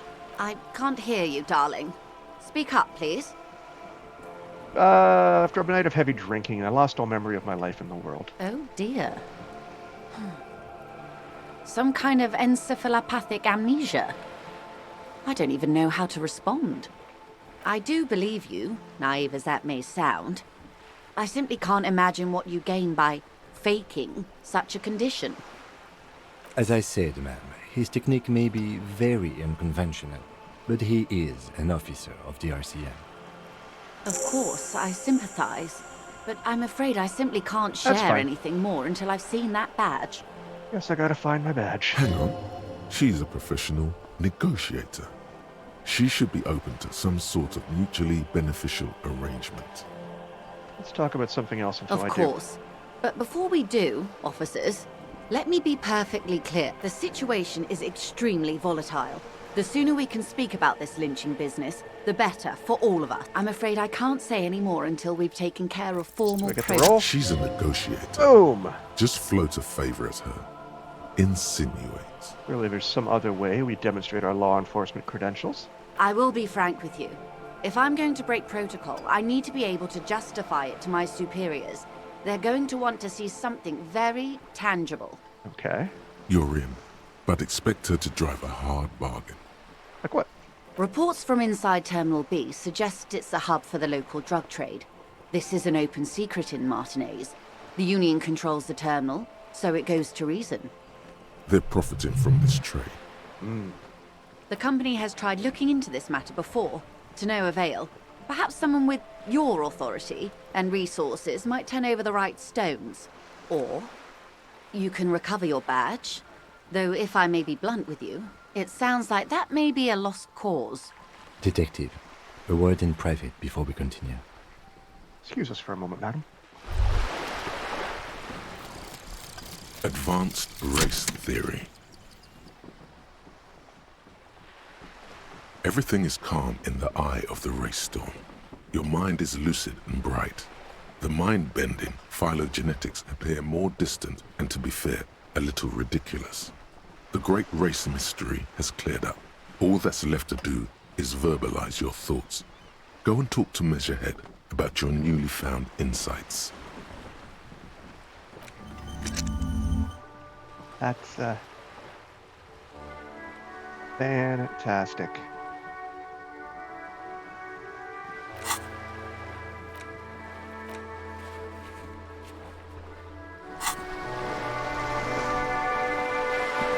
This is not going quite as I hoped it would, Detective. How did you hope it would go? Honestly, I was expecting you to use your unorthodox technique to keep her off balance, and not volunteer us to be her henchmen. I thought it was going so well. This woman is running circles around us. She might have known about your misplaced badge all along, or she's simply an adept improviser. Either way, we've played straight into her hand. He doesn't let it show, but there is a limit to how much the consequences of your unprofessional behavior can cost the investigation. Maybe this is all her plan. She might have heard about you. I'll handle it. I'm sure you will, Detective.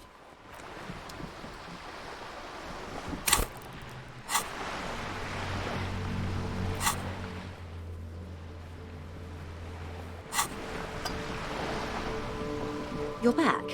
Good. What can I help you with? Tell me about this alleged drug trafficking. Drug trafficking. It's quite straightforward. Someone is using Terminal B to smuggle raw ingredients from the Samar and Isola into Revachol with the Union's blessing. Wild Pines has suspected it for years. Ingredients for what, ma'am? Meth and dextroamphetamine, GBL, and various synthetic psychedelics. Honestly, it might be quicker to say what you can't make from the stuff. Let me get this straight. The materials come from Samara to Revanchal through the terminal? Yes. After they clear the terminal, we lose track. The actual production is taking place at various sites in and around Jamrock Quarter, north of here. Wild Pine seems to be well apprised of the local drug trade, ma'am. Do you mean to say the Union also produces the product? Sells drugs, I mean? We're in logistics. It's our business to know. And no. As far as the company knows, the Union does not produce it. They transport the ingredients for a cut. And you want us to investigate? Yes, but you won't get anything out of Evrat and the Dock Workers Union. Still, every chain has its weak link. The handoff. The motor lorries at the roundabout. The lorries? Precisely. Someone needs to move the ingredients from the harbour into the city. Once they reach Jamrock, they're distributed to a network of local manufacturers well beyond our grasp. But in transit, they're vulnerable. How convenient that they're stranded like beached whales at that roundabout. Perhaps you've noticed that a number of lorries are tangled in a traffic jam at the roundabout just now. Interview the drivers who are still hanging about. One of them might be waiting for a crucial shipment. Of apples. I'll be explicit. If you find this driver, I will share company secrets with you. Uncovering Union secrets could also give you an upper hand when dealing with them. Why did you come to BRCM earlier? We did. On more than one occasion. Apparently, there's some sort of inter-precinct disagreement about whose jurisdiction this area falls under. We know the company has launched its own probe into the Union's alleged involvement. We also know it's come up empty. It's not just the RCM. No one's been able to find any hard evidence. Well, here's your chance, officers. No coincidence the lorries are stranded there, is it? No. We asked East Motor Track to raise the drawbridge. The road company is a partner of one of our subsidiaries. However, this is a limited time opportunity. Once the complaint has been processed by the Trade Committee, they'll have no choice but to lower the drawbridge, and the operation will continue. Thousands of litres of raw ingredients will pour onto the streets of Revachol. Not the east across the river, but the west. The vulnerable, the weary. Well, at least this solves one mystery. What is that, Lieutenant? Why I had to call East Motor Track and beg them to open the drawbridge for me. I'd wondered since I first drove in, on my motor carriage. I am sorry for the inconvenience, Lieutenant Kisaragi, but we need them trapped here. This is a unique opportunity. I'm sure you understand. Well, what proof do you have the Union is involved? How do you think they're financing this strike? There are thousands of unpaid dock workers going strong for the 4th month straight. There was a shakedown of local businesses preceding the strike. Many were squeezed to bankruptcy to fund it. With all due respect to these desert cacti, the contents of a few cash registers cannot provide for 2,000 men. The local businesses can scarcely provide for themselves. Do you think the strike is being funded with source ingredients for drugs? Precisely. Smuggled out of that very gate at night, most likely, then loaded onto lorries and driven to Jamrock. You simply need to find one driver who will open up to you. We already have some suspicions that one of the drivers was present at the lynching. The two might even be connected. She's not wrong. Or not. Though, if you have evidence to the contrary, I'm eager to hear it. As eager as I am to share it, Lieutenant, once the job is done. Okay, I've made up my mind. Yes? We will take this case. Excellent. According to my reports, there are at least 3 lorry drivers lingering near the roundabout. Hopefully one of them will know something. It may come to nothing, or it may just blow the case wide open. I can keep the drawbridge up for a few more days at least. You should have the time you need. In the meantime, let me know if there's any other way I may be of assistance. You seem rich. Could I have some money? Is what you want to say, but it isn't that easy, is it? Why not? Look at that lady. Take a gander. Squint your eyes, bub. What nice fabrics. Why, yes. Tucked away under that sturdy green raincoat, almost rustic in its simplicity, a silk shirt and matching scarf around her gentle throat, while dull orange pearls hang from her earlobes, red from the cold. Her light green eyes scan you, full of knowledge and worry, wealth and all its possibilities. These are the kind eyes of the rich man that seem to say everything is possible, within reason. Now look at you, you misery-clad simian, barely able to tie your own laces. Your armpits are lakes. A scythe of booze precedes you. Your hair sticks to your forehead, and your underwear feels uncomfortable. You're poor, poor as balls. You can't ask this person for money. You're too... I'm not ashamed. Oh, but you are. Too ashamed to ask this person for money. Too scared to belittle yourself in her eyes. Those half-precious stones of Erdemir. Oh God, the lieutenant is here too. Do not As I was saying, if there's any way I may be of assistance, please don't hesitate to ask. Come on. Voila, you're doing it. Can I have some money, ma'am? Help me, I'm poor. I need money to keep living. Ah, yes, of course. I'm sad to hear that. How much do you need? She's surprisingly nonchalant about this. Could it be that she somehow knows more about your predicament than she's letting on? I need 130 real. That's a good sum. Not too small, not fantastically large. She removes a few notes and hands them That to you. worked way too well. The paper is cold and oily to the touch. So, I hope I didn't just bribe you, officer. It may not be technically illegal under the Emergency Act, but still. I want to talk about something else now. You're right, man, that donations are permitted under the Emergency Act, unseemly as it may be, as long as they are properly logged with the precinct. Which he most certainly will do. Now, how else can I help the RCM today, besides supplementing its salaries? Thank you, that's all for now. Of course, Detective. Take care. Alright, I got a level at some point. Excellent. I need...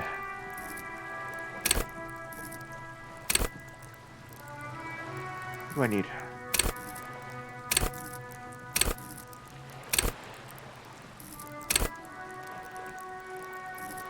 I want my tie. How do I get my tie? That's savoir-faire, a ceiling fan.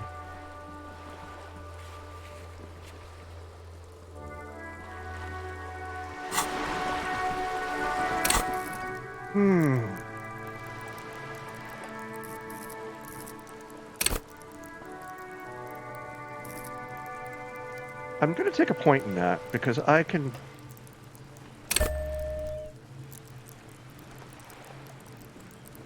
Once I get rid of the -2 for items, which is what?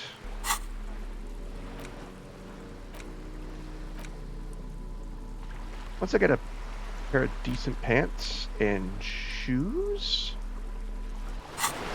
can probably get my tie back. But in the meantime,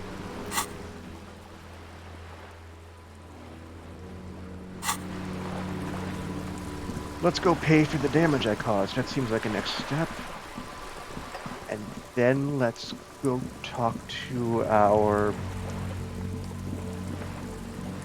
the meathead, I guess? Yeah, the meathead. I feel like I'm just accumulating more and more stuff to do. I'm clearly making progress, but...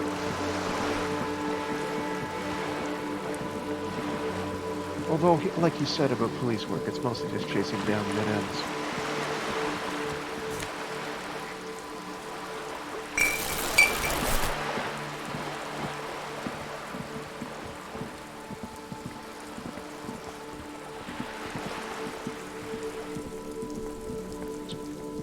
One thing after another.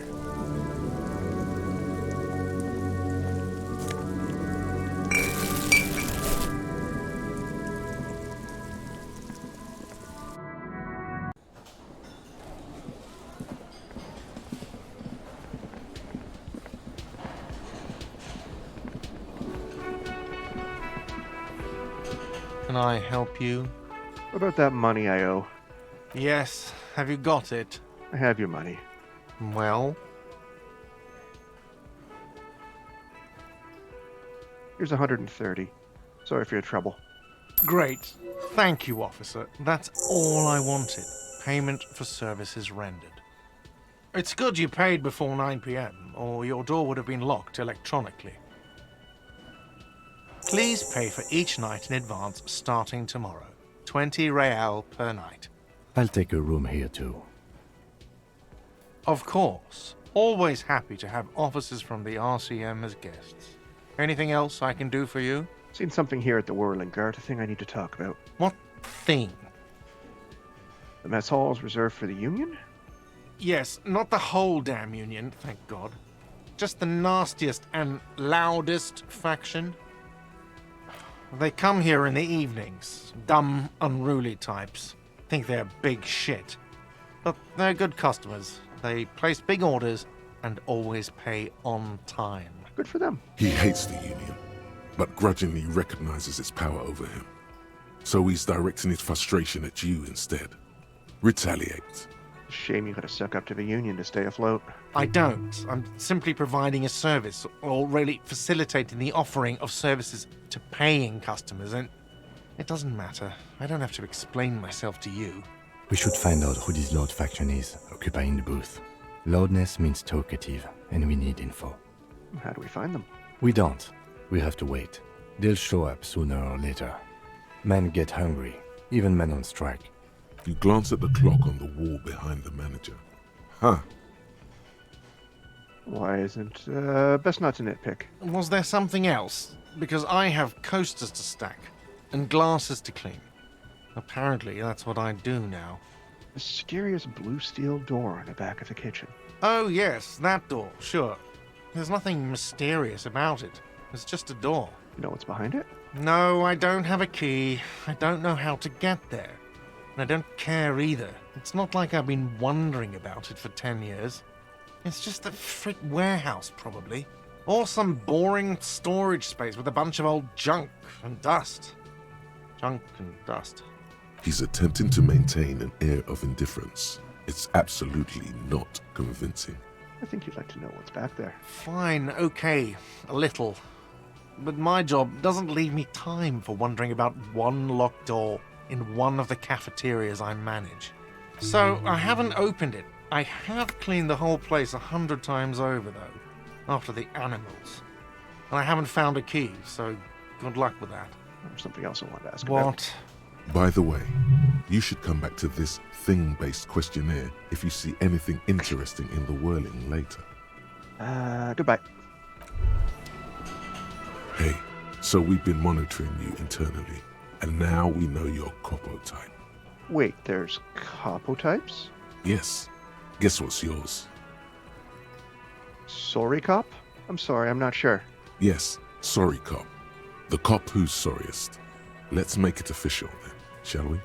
Huge lack of enthusiasm going on in here. Okay, but what are the other capo types? Oh, you know, Apocalypse, Superstellar, the Advanced Interesting Cop, Liquid Shadow Cop. But you're too sorry to say those things. So, here we go? I'm sorry. Of course you are. It's okay. See if you can get something out of this, like info. Or maybe every time you say you're sorry, you get $1 million. This cop is clearly Canadian. That won't happen. Alright, I have a ton of authority, right?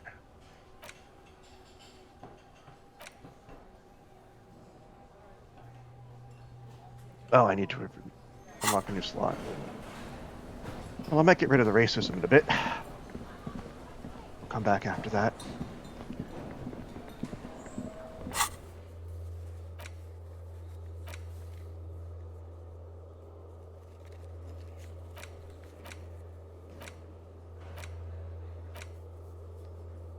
Okay. We're in good shape.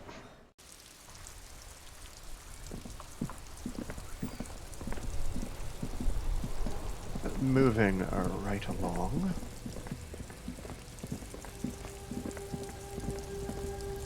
I could ask you about drugs, but let's go.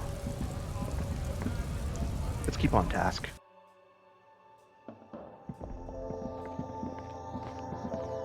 The tear machine stands in the corner.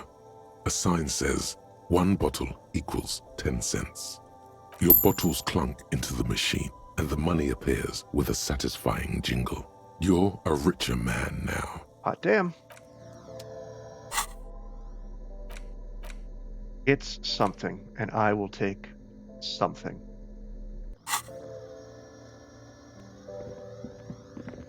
You see several packaged raincoats fill a low shelf beneath a display of croissants and juice bottles. The raincoats are transparent, except for the big Fritta slogan on the back. So it's useful. A small cabinet on the wall is filled with various medicine bottles, nasal sprays, and blister packs. They all bear the Saint Baptiste Pharmaceutics logo. Their logo is the bloodless rose, pure white, untouched by harm.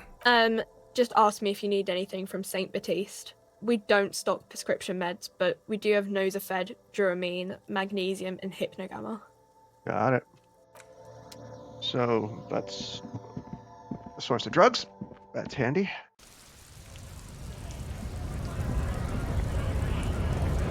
Alright, let's go talk to our big bald friend.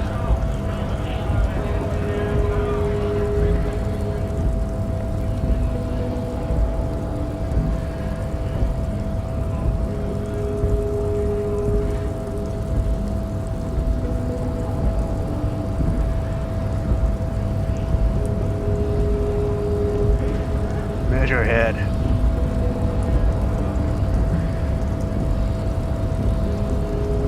The unpromising race pupil returns. I think I know what the race enigma is. And?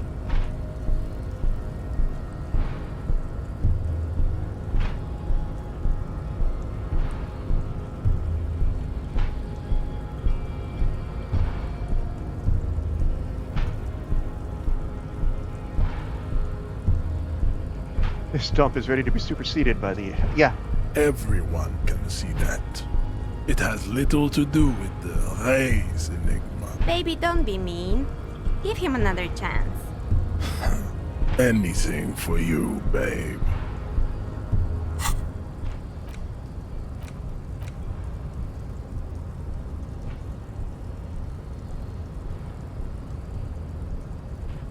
Mystery is mostly aesthetic. Oh, okay. Well, I don't know what that means.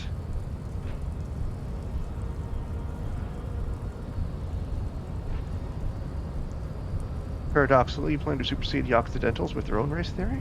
Look, babe. The minion of law is also a racist.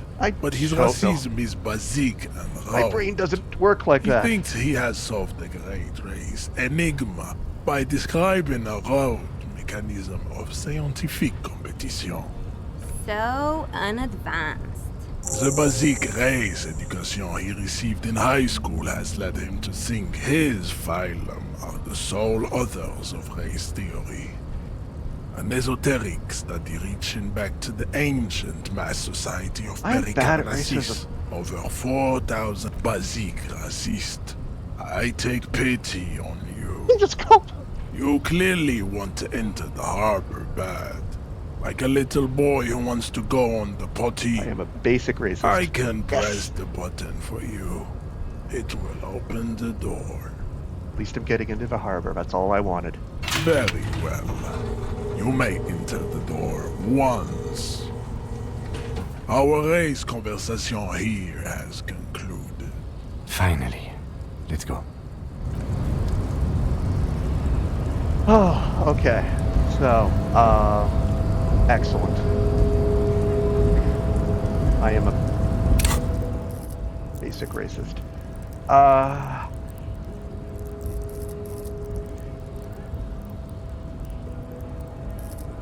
Cool. I need...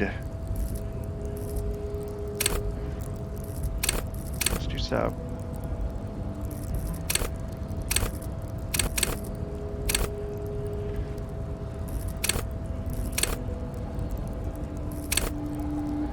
Okay, let's do shivers. For funsies.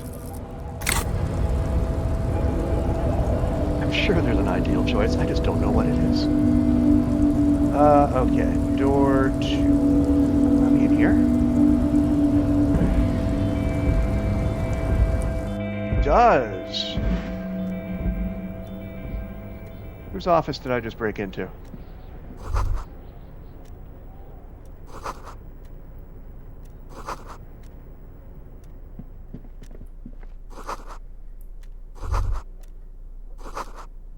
The dark liquid almost looks sentient.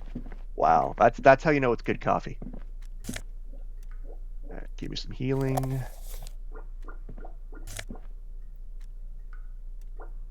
Visual calculus.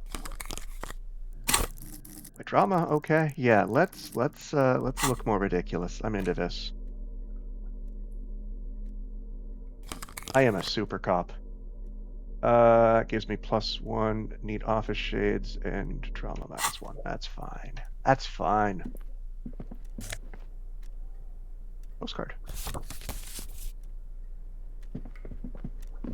On second glance, someone has forgotten to properly close one of the drawers.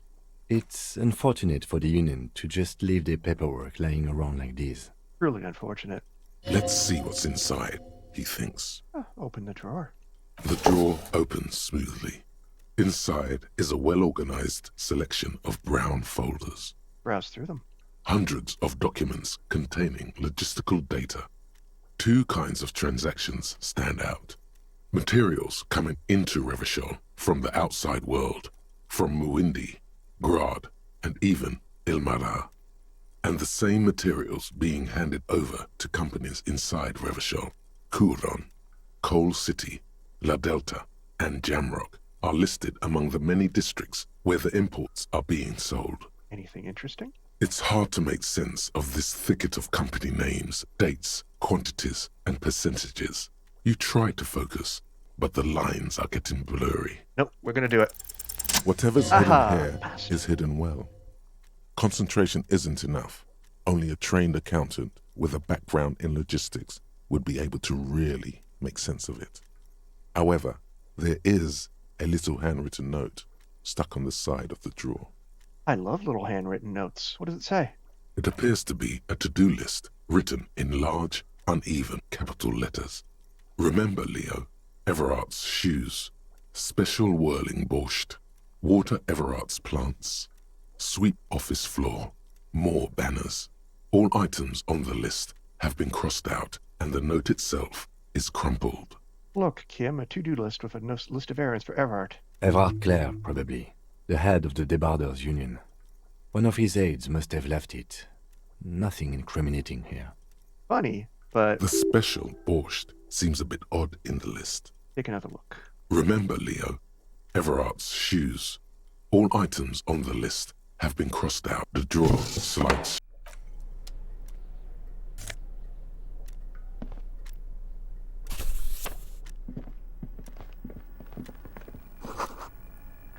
Bounds? Oh.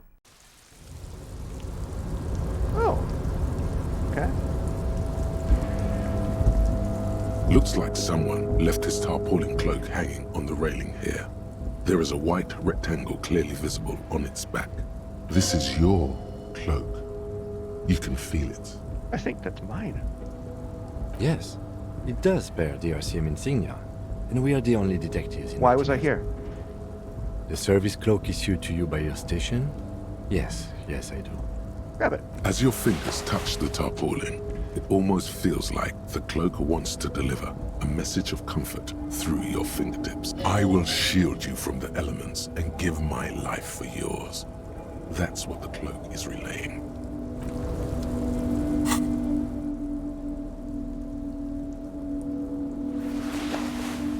+1 esprit de corps, +1 shivers. Oh, that's better than my disco-ass blazer. Yeah, there we go. I am...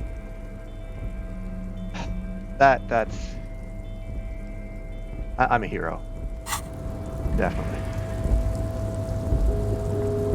Alright, let's keep going. What's this? Oh, it's fucking rainwater. Nice.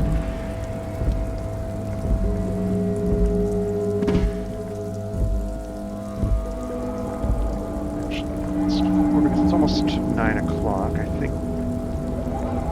Stuff shuts down around then, so...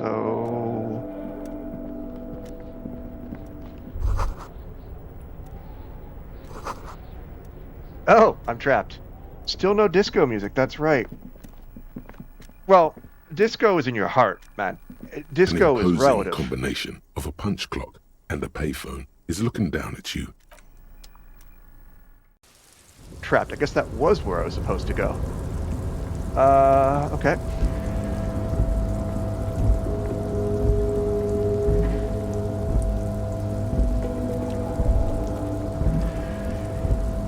What are you? Great machines and yes, I don't even know what that means. Okay. Oh, I'm in the harbor. All right. Excellent. This is good. This is good. I accidentally was successful.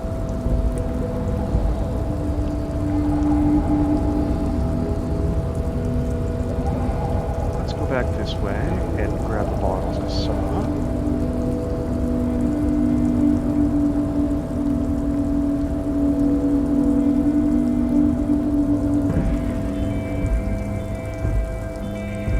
I love accidentally doing something right. That's the best feeling in the world.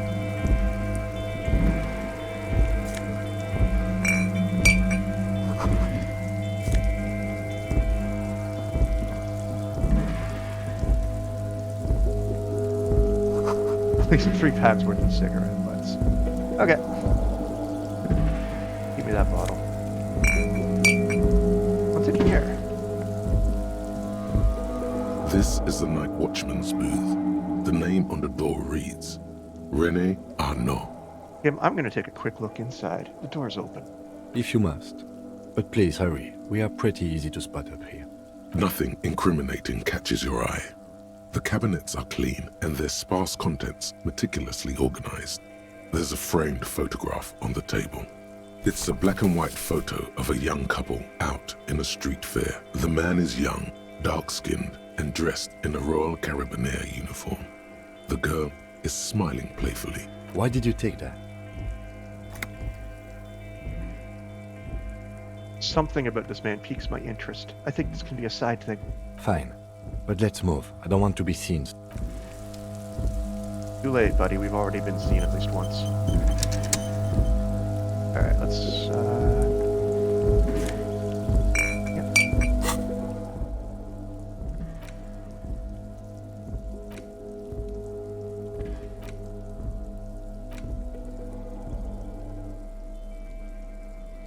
We'll look at that later tonight.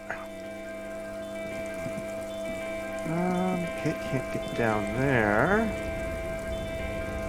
Back this way.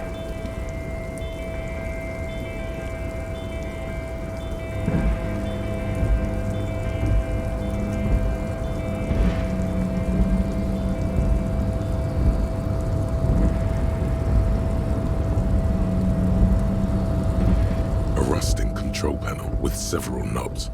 2 buttons marked Marsh and Arrête are faded with use. It seems to control the large crane above. A container is attached to its hook block. Marsh. On. Arrête. Off. I will come back to that. Explore this place first before I start pressing 3 red buttons.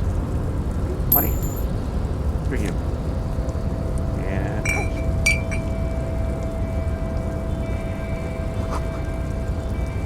Alsund.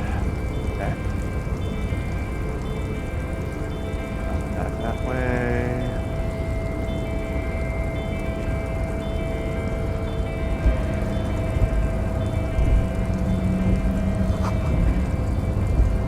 Great machines for sleeping, you say?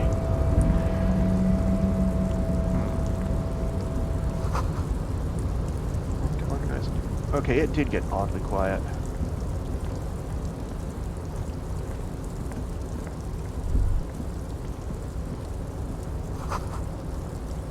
Musk, oil, and rust comes from the chasm in front of you.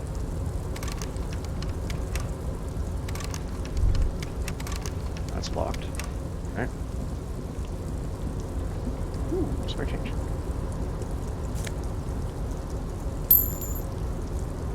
Industrial Spice Thermos. Hello there.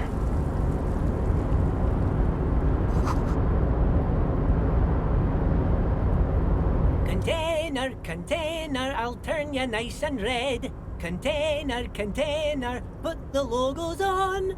There's your disco, Paul. The lyrics to this container song are being made up as he goes along. The accent is so thick, it's impossible not to notice he's Ubi, from the vanishing peninsula of Ubisund on Muindi. Container, container, used to be Wild Pines. Container, container, now belongs to Everard. Hi. Everard, Everard, Everard, he looks after everyone. Huh? Well, hey there. How can I help you, mister? The look in his deep blue eyes is as sincere as you've ever seen. Kind of makes you feel like an arsehole for no apparent reason. You've been there? I see you are not a union man, mister. Did you get lost? You're not one of them scabs, are you? What is it with you people and scabs? I mean, I don't personally mind. Folks is just folks, you know, and folks gotta eat. Just some of the other guys don't look too kindly on the scabbing kind, if you know what I mean, mister. You're Ubi, right?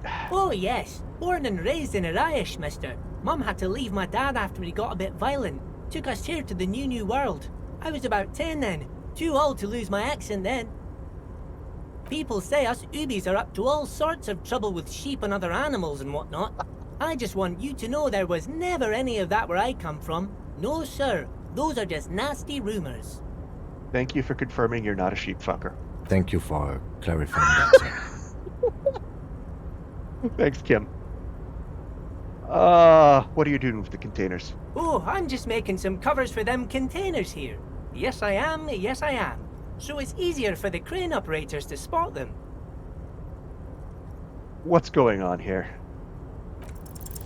Everything is so pretty and red. You and Leo look like brothers as you glance around with similar 72. childlike wonder. Oof. Wow, red is so much prettier than drab old green. Sure is, mister. Sure is. Really livens up the place. Yes, it does. Yes, it does. I had to break this bonding moment, but the red containers mean they are replacing the company livery with the union livery, which means this strike isn't gonna stop anytime soon. Thank you, Kim. Where is everyone? The harbor's empty. Oh, most of the guys are down at the gates, keeping the scabs from coming in. We're on a strike. The whole union is. You don't have to work when you're on strike. Ha! We haven't worked for 2 months now. So no one is working? Not everyone is down there, of course. Mr. Evrard is in his office, where he always is. And Jean-Luc is guarding the gate. That would be Measurehead, I guess? But Titus and his boys got into some drunken trouble and Evrard sent them on a nice vacation. For a week or so. What kind of trouble did this Titus and his friends get into? Oh, I'm not really supposed to talk about that. That's union business. Oh, I love this guy. Him and his boys stirred up something in town. Probably drank too much and got into a fight or something. I heard Mr. Evrard telling them to take some time off. But what did they actually do? I guess the boys got a bit too rowdy and had to let out some steam. I don't really know the details. Well, that's just how boys are, you know. I haven't been in a fight since I was in middle school. Easy, Leo. Let's keep this on the hard ease. Look at him. It's not going to be anything useful anyway. Don't fight it. Better to go with the flow. Okay, Leo, let's hear about this fight you got into. I remember I was the runt of the class. The bigger boys always used to pick on me. You see, I had a bit of a temper back in the day. Flew off the handle like nobody's business. But Mr. Evrard and his brother always came to help. Once they beat old Noel Becker so bad he needed stitches on his head. Noel never started another fight with anyone after this. That was unfortunate. That's okay. Mr. Evrard and Mr. Edgar are real nice guys, mister. You should go talk to Mr. Evrard. I'm sure you'll be good friends. I definitely He's do friends plan with to have that everyone around conversation. here. That was just water and not anything more caustic. Oh. You're never getting anything useful out of him. It's good enough you found out Everard has a brother called Edgar, and he helped Leo. Do you work here? Yes, yes. Everybody needs a job, and this is mine. I'm Leonard, by the way. Leonard Bellick. But everyone calls me Leo. I'm like Mr. Everard's right-hand man when Mr. Edgar is out of town, and Mr. Edgar's right-hand man when Mr. Evrard is away. Actually, Miss Beaufort is the right-hand man, but she's a lady. A lady, okay. Who is this, Miss Beaufort?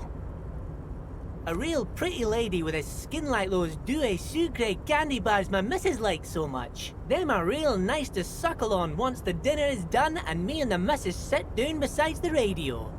But I can't listen to the radio all the time. There's so much to do around here and I'm always busy keeping things running here. Yes I am, yes I am. Stay on this Miss Beaufort topic. Hold on, who is this Miss Beaufort you mentioned? Oh, Lizzie. She is a real sharp tool. Mr. Evrard put her through some fancy school and everything, east of the river. 4 years she was gone, and when she came back, she was all fancy and lawyerly. Mr. Everett's lawyer. He respects that word. That's obvious. But she's a real nice girl. Grew up in this here neighborhood. Knows everybody and gets along with everyone. Real pillar of the community one day, I'm sure. For a fraction of a second, there's sadness in his eyes. If me missus and me was to have a child, I'd be real happy if she turned out like her. But she can't have kids. What? Dr. Lemaitre said so. And she knows about such things. Been a doctor for almost 50 years she has. So Everard trained a lawyer named Miss Beaufort. Interesting. I think you're doing a great job around here, Leo. Yes, this place really seems to run like clockwork. Keep it up, Leo. Well, thanks a lot. Coming from you, it means a lot, really. Sometimes I feel some of the guys don't really get how much I bust my ass for them here. But you guys are alright.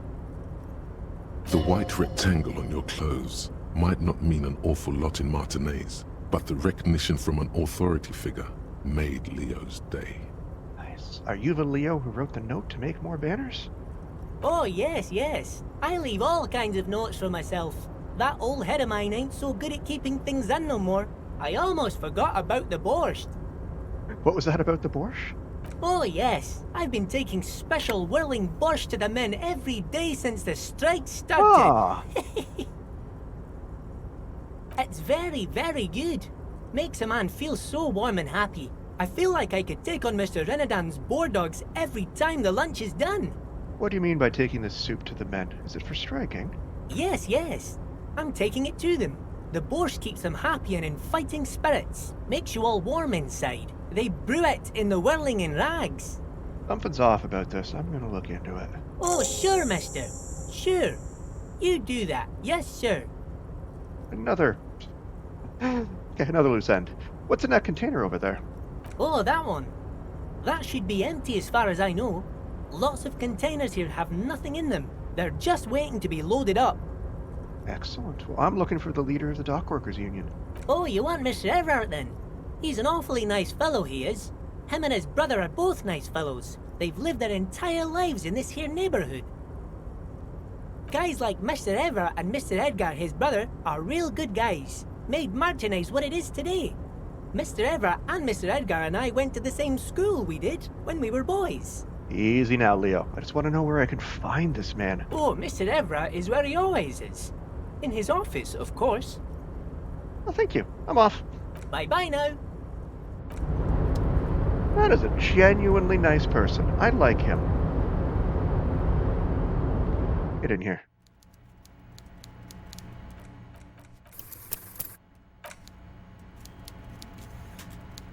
I have a feeling everyone else won't be that nice. Giant thermosize.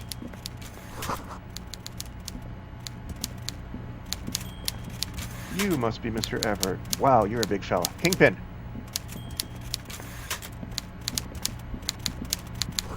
Taxidermy fish for 12th time.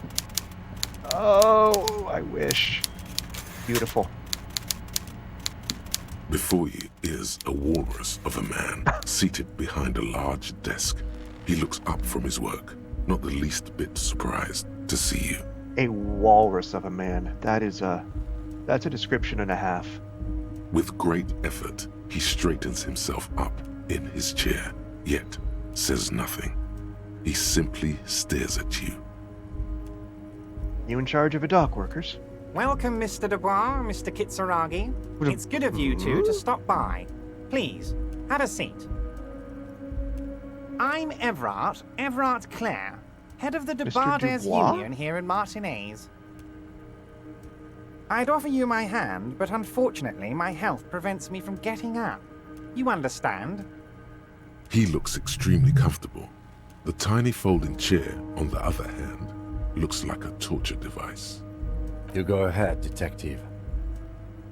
Whatever he has in store for you, it can't be good, he thinks. I'll do my best. Forget about that. What's with this Dubois stuff? You're getting some seriously bad vibes from that name.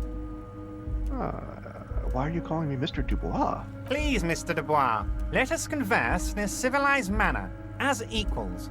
Take a seat. I insist. It's nothing. Yes, that's probably right.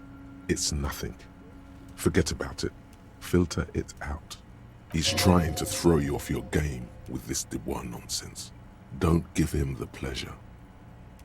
Excellent, Mr. Dubois. I can see that you're a reasonable man, and reasonable men can be of great use to one another. Remain serious. So tell me, how can the head of the Debarders Union help a representative of the Revachol Citizens Militia today? The chair you're sitting on has got to be the most uncomfortable chair in the world. It's violating your backside. Oh, by the way, I heard you got a rather rude reception from a certain Lawrence Gart. Some people have no manners, it pains me to say. This should take care of that nonsense. A giant novelty check. It should be sufficient to cover your expenses for a few days and patch over your differences with a cafeteria manager. Go ahead, take it. Is he bribing me too? Wow, that's 25 real. That's good money. You need it. Wait, do you know Galt? Yes, I know Lawrence. He's a real character. No union man in him. A real piece of work, that boy is. With a grin, he points to the checker game. It's like you're on a game show. At least don't thank him for it. Okay. Is there anything you'd like to say to me? Or... No. No, it's cool. Cool? I wouldn't go that far.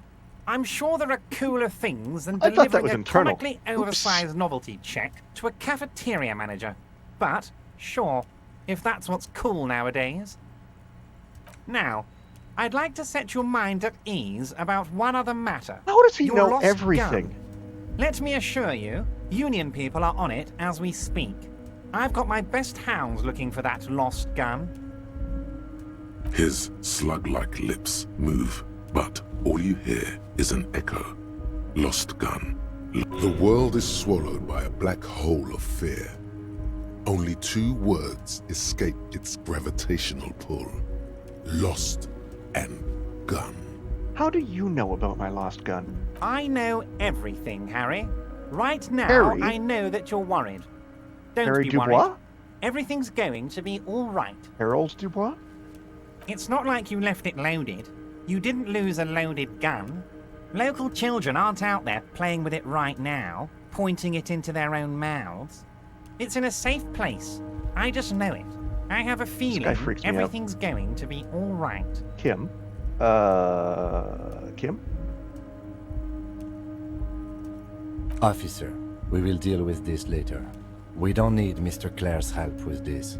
I wouldn't be so sure about that. God, you're sweating.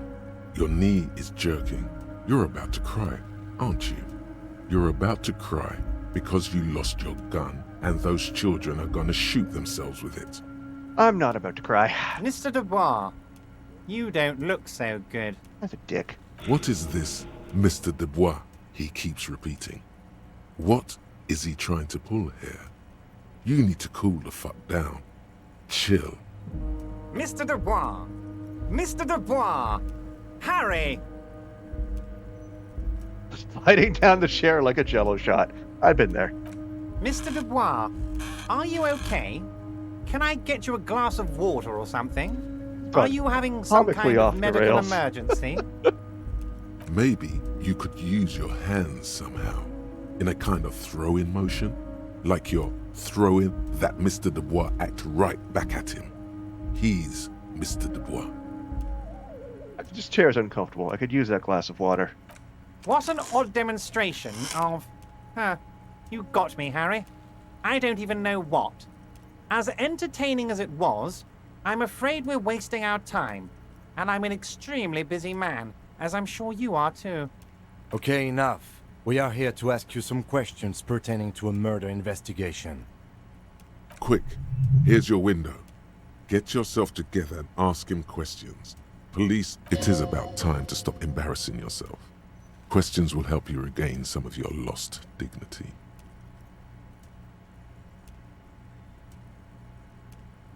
I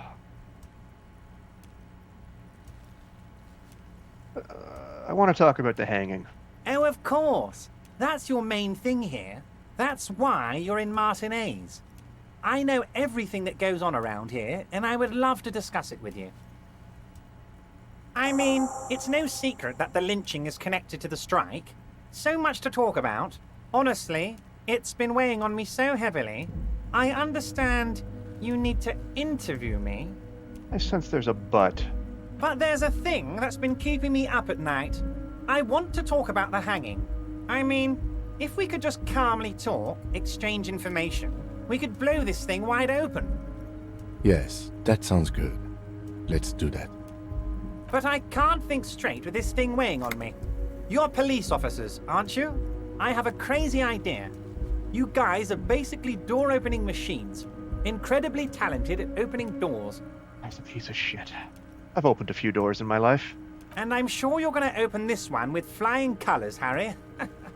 This really is very simple, and there's nothing shady about it. The stars aligned into a cosmic frown here. He has your fate decided. Bide your time, however, and let the stars continue their course, and that frown shall turn into a smile. Only if you play along. Whose door is it? Oh, no one's. It's just a weasel. A weasel lives there. Nothing for you to worry about. And why don't you just open it yourself? Harry, I'm a very busy man, and more importantly, I don't have that extraordinary physique you do. You look like you could run around all day. Okay. You want to send someone a message that the police are working for you. I repeat, I'm a very, very busy man, Mr. Kitsuragi, and therefore I must occasionally enlist outside help. So what will it be, Harry? What do you mean by a weasel? A loud blabbering weasel. When weasels feel no one is watching, they start acting foolishly. Just go there, unlock the door, and leave it open. It's been such a burden on me, Harry. I just want this to be over so I can discuss business with you. Damn it, fine, I'll look into it. We need to talk about that murder. Fantastic, my friend. Just let me know when it's done and we can take our friendship to the next level. You can get the key from Manana. He's down by the gates. Manana's like a free agent in the Union. Special literally operations. opening a door. Hardened socialist. A real free thinker, too. He'll tell you precisely where the door is. One last thing, Harry. Just open the door. You don't need to go in or anything. I just want that weasel to come home and see the unlocked door.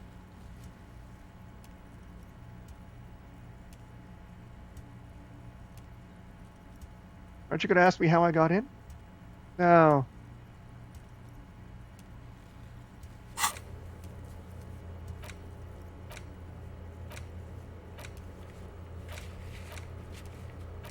Yeah.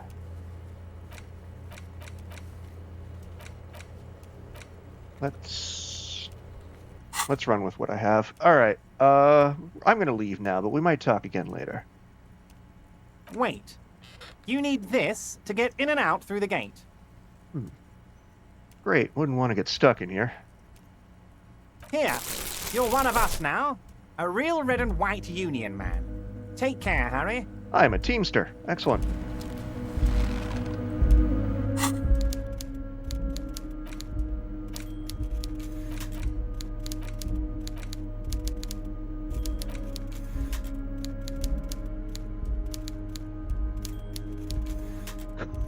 Jesus.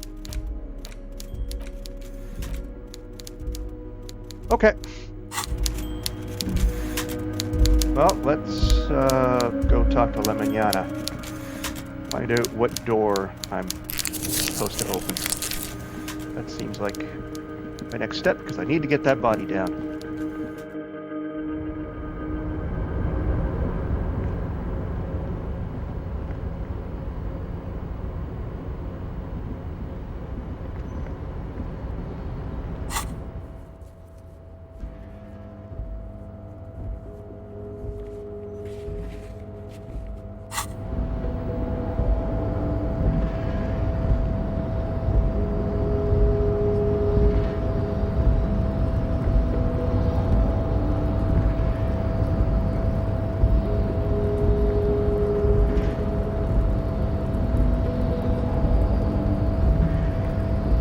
There's a big red button I have to press first, though.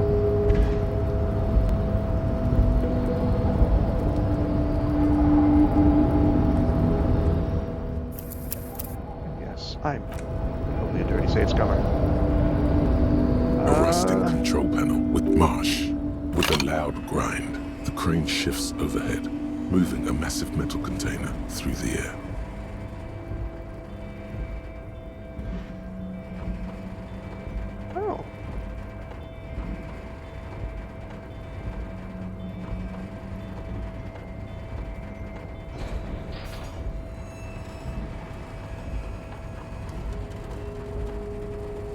Excellent. And, with a surprisingly quiet thunk, the crane places the container down. The harbor sleeps as the strike rages in the distance.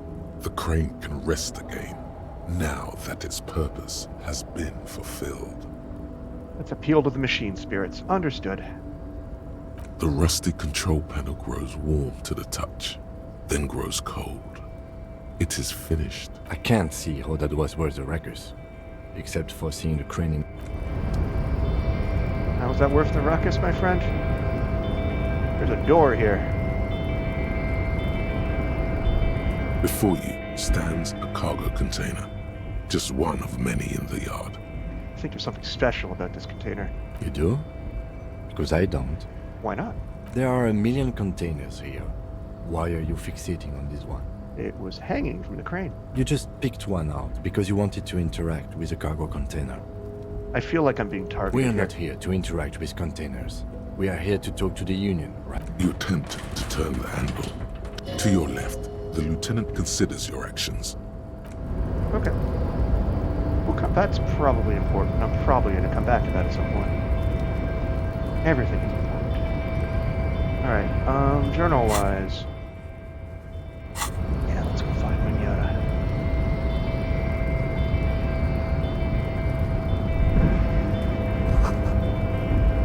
It's Whale Fjord. Alright, thank you for that.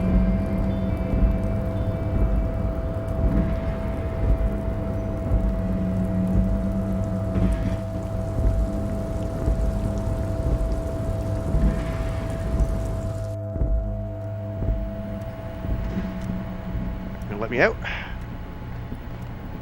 Hot damn.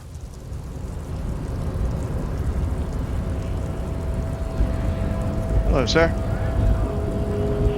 So, how'd you like our harbor? You've been in there, he means. Talked to the boss man too, probably. Labor Utopia. It's but a rest area on the path leading across open plains. Right. You talk to the boss, eye to eye, like men of the plain. If you have any more questions, I'm set to talk. Did you have a key to the door? A key, huh? What door is this key supposed to open? I was hoping you could tell me. Of course, I got you. You don't know anything. I got that key right here. And let me tell you, it's mighty good of you to help us out during the strike. Working class solidarity, as they say. I'm not opening this door for myself. I'm opening it for all the working men. I knew this man was a commie. And it's a good thing you're doing too. Thanks. What you're looking for is a basement door behind the greenhouse. That's behind the whirling in rags. That's all I know. Our organization is what you call compartmentalized. Means we keep out of each other's business. Okay, but where did you get the key from? The janitor gave it to me. Nice fella. We talked about life and things that really, truly matter. None of this mess we're in. This jiving and juggling. What's it for? To feed our children, I guess. Anything else I should know about this task? This weasel person? When he'll be home? I'm more of a philosophical dock worker. I like to talk about the big picture stuff. Who I am, who you are, what we are fighting for. He means he's not going to tell you, cause he doesn't know. But he will shoot his mouth off with you now that you're working for Everard. Who he is, and what they're fighting for. This is interesting. And why are you striking? We're negotiating our share. Your share? Aye. Oh, so not wages or pensions or... This stuff. They already covered. At least you got... however much you feed the wolf. The wolf always wants more. I like wolves. How large a share would you like? All of it. However, right now we want all the harbor workers to be on the company's board, so they could take part in the decision-making process. This seditious talk sounds like communism. Just so we're on the same page, communism is basically wanting to kill the rich people, or deporting them to a labor camp in southeast Grad. But don't say that out loud if you're a communist. The boss man, Everard. What can you tell me about him? I think it's best you make up your own mind now that you've met him. In my eyes, he is a capable organizer and a decent businessman. What does boss in the union entail, anyway? I guess you kind of get to be the village chief. He oversees the harbor, makes deals with the owners or other relevant parties, watches out for his own. By that, you mean corruption?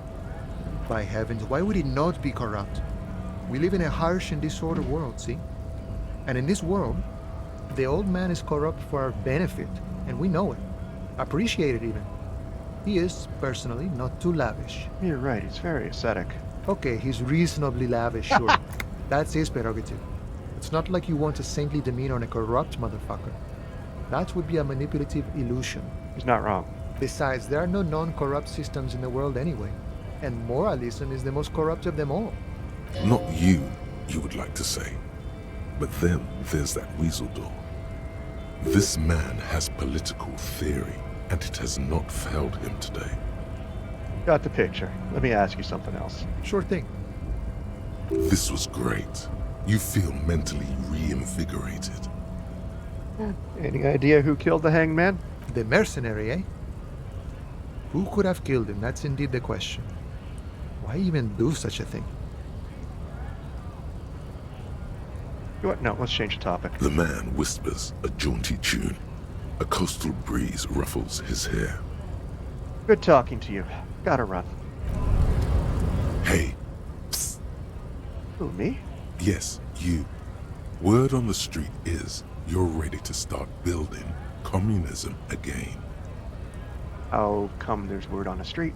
You keep saying things like, down with the bourgeoisie, eat the rich, sodomize the landowners, impale all people who have more than 25 real in their pocket, literally murder all human beings regardless of their political beliefs. That kind of stuff. I've said some mildly left-wing things, but none of those. Oh yes, the mask of ambivalence. Don't deny it. You're about to rip it off and reveal the monstrous seven-eyed lamb of global communism that would devour and masticate mankind. Everyone can see that. So tell me, do you have any questions before we fire up the big communism builder? Or do we get right down to it? Fuck it. Roll up your sleeves and start building communism. Oh yeah. Get the firing squads and the animal wagons ready. Wait, what? Firing squads? You didn't say anything about those. Too late to back out now. You can't make an omelette without breaking a few million eggs. That's good. Alright. Mazovian socioeconomics.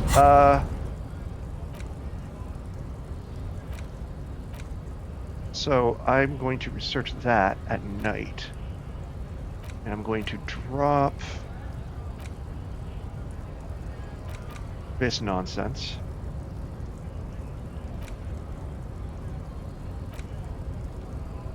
Yeah, that's how I'm going to do it. I might need visual calculus still. Yeah. Where am I going?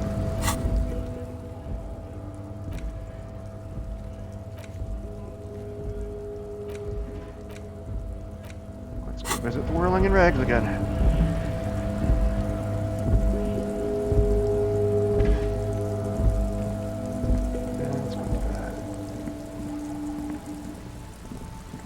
I love how that woman's full-time job is keeping an eye on me.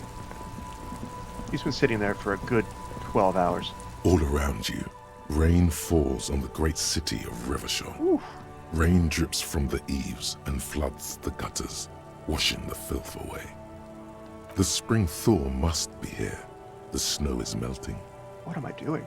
Looking up at the sky, cold water dripping from your hair. And what do I see? Grey sky like great battleships, clouds colliding with one another. Rain falls down on the world. It's deep. How does it feel? Humid. Your coat shields you from the rain while the city shivers around you. Okay. The great gates of the industrial harbor are locked. A chill runs down your back. You shudder like an animal trying to shake water from its hide. Clench my teeth to stop shuddering. Behind the gates, heaps of supply crates, red and blue metal shipping containers, slick with rain. The Greater Revachol Industrial Harbor is an artificial mountain range.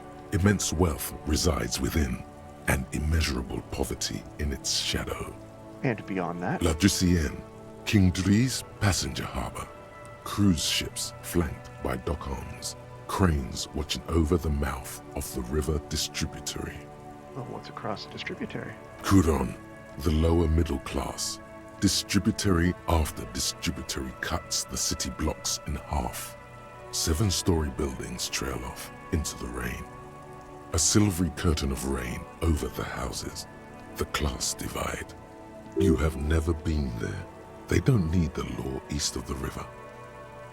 What motherfucker? Let's just go with motherfucker. This rain will not let up anytime soon. At least we are dressed for it. Let's keep moving.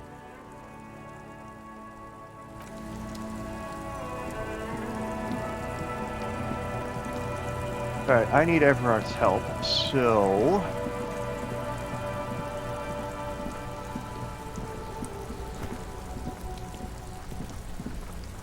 Basement door is he talking about?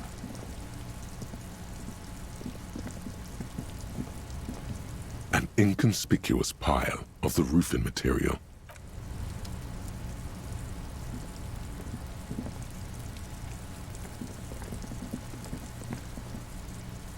Oh, I know. It's behind the greenhouse. Okay.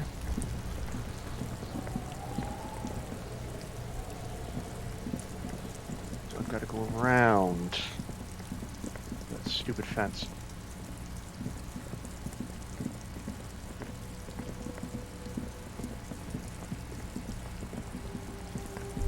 Oh, I had a thought. Go on. I had a thought.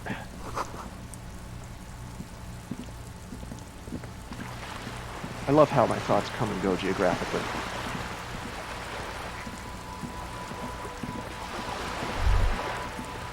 Whoa. What have we here? Bridge? A bridge with loose nails and rot-infested wood that creaks in the wind. A construction code violation if there ever was one. Whatever. Let death come. I'm a Revachalian badass.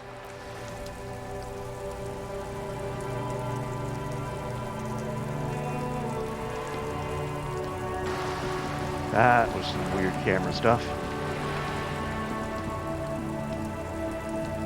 Okay. Basement, apartment.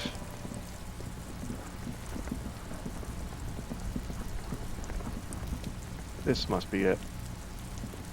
This must be it. The basement door is weather-worn. The copper nails holding the upholstery in place have turned green from sea air, and there's a knocker shaped like a lion's head. Push your ear against the door. The door is slick with rain. You don't hear any movement inside. In fact, it's oddly silent in the yard around you. No birds chirp. Creepy. Let's follow instructions. You try to be as silent as you can. It takes a bit of rattling of the handle to loosen the bolt. Finally, the door unlocks with a small clack. Thoughts race through your head. There might be important information in the apartment. I mean, there might. As you hold the open door, you can feel the air moving. A little draft, a whistle. Yeah, I am going to do exactly what the crime lord wanted me to do.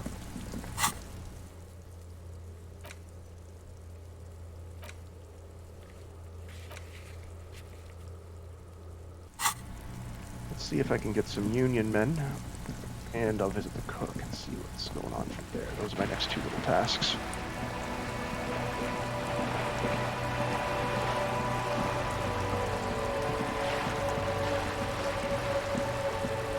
I think that might be the end of day one.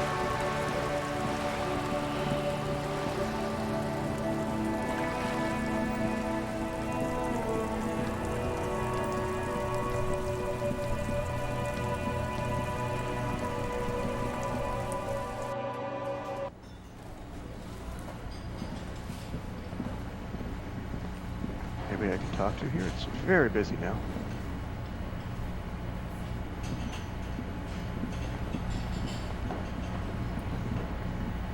The man ponders his cooking utensils and gives you a little nod, acknowledging your presence.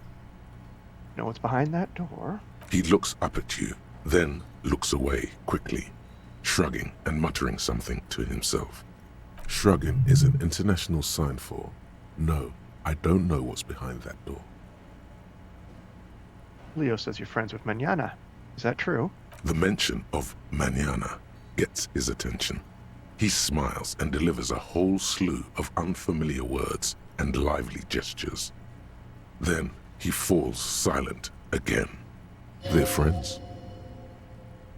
What's in the borscht you're making there? The man says a couple of sentences in that strange language of his and then seems to wait for you to speak. I'm pretty sure he asked you a question. He doesn't know your language. You can just say something cool in return. Nod. Boars need more vodka? Okay, so it's vodka that keeps the men happy and in good spirits. Clever move by the Union. Of course, vodka. Now that makes a very, very special borscht indeed. Turn it up and then ask for some yourself. Turning it up seems like a dangerous idea, honestly. The place is a powder keg. I'll leave the cooking to you. I have business. The cook gives you a long, inspecting look, then shrugs too, and seems to wait for you to speak. Stay masculine. Alright, we may come back and decide to change that. What can I do with this door? You see a heavy steel door with a prominent... You see a heavy... The door does not. Can I pry it open? You see a heavy... Alright.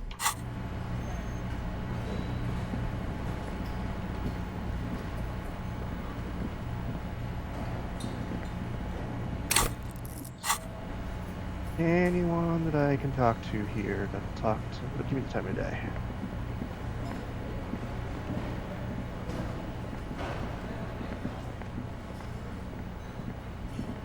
You? Nope. You're drunk, and the rest of you don't talk to me, so maybe the second floor?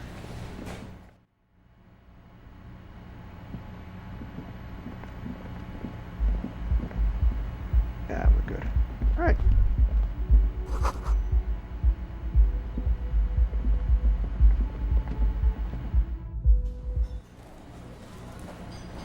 Yes? Why did the 41st send me? You pick over what's left of your frontal cortex, but no compelling explanations emerge. That's a shame. If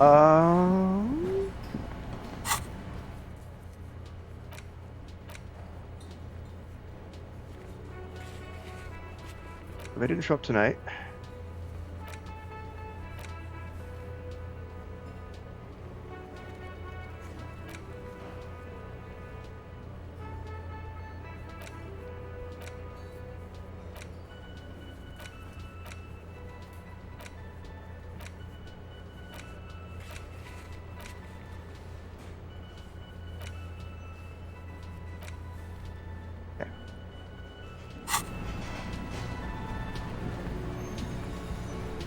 let's go talk to a trucker. Let's see what happens. I've got 12 minutes left. Oh, okay, that door only works from the outside. Excellent.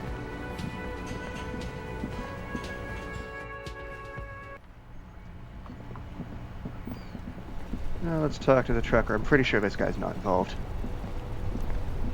Stuck in the rain in a traffic jam, man. What's on your mind? You seem like a man who knows about drugs. Ah, man. Me and narcotics go way back. Had some good times surfing the psychic waves of my own consciousness, you know? But those days are behind me. There are other addictions in my life now. Why the inquiry, my man? Need to get high, and I'm looking for a dealer. Hey, man, that's serious criminal talk. Are you trying to pull some sort of an entrapment thing on me? No. Entrapment is a practice whereby an officer of the law induces a person to commit a criminal offense that the person would have otherwise been unlikely to commit, usually through some trickery, persuasion, or fraud. Be straight with you. I'm trying to figure out who's smuggling drugs out of Terminal We B. have a credible lead, sir. Someone on this roundabout is waiting for a bulk shipment from the harbor to load it on their lorry and drive it to Jamrock. Not me, man. No way. I don't need any trouble. Shit's bad enough anyway. This jam's got folks up in arms, and I'm afraid it's headed toward a conflagration. Why are you still hanging around, then? Gotta guard the stuff. Bosses don't look kindly on missing cargo, and it gives me time to work on my rhymes.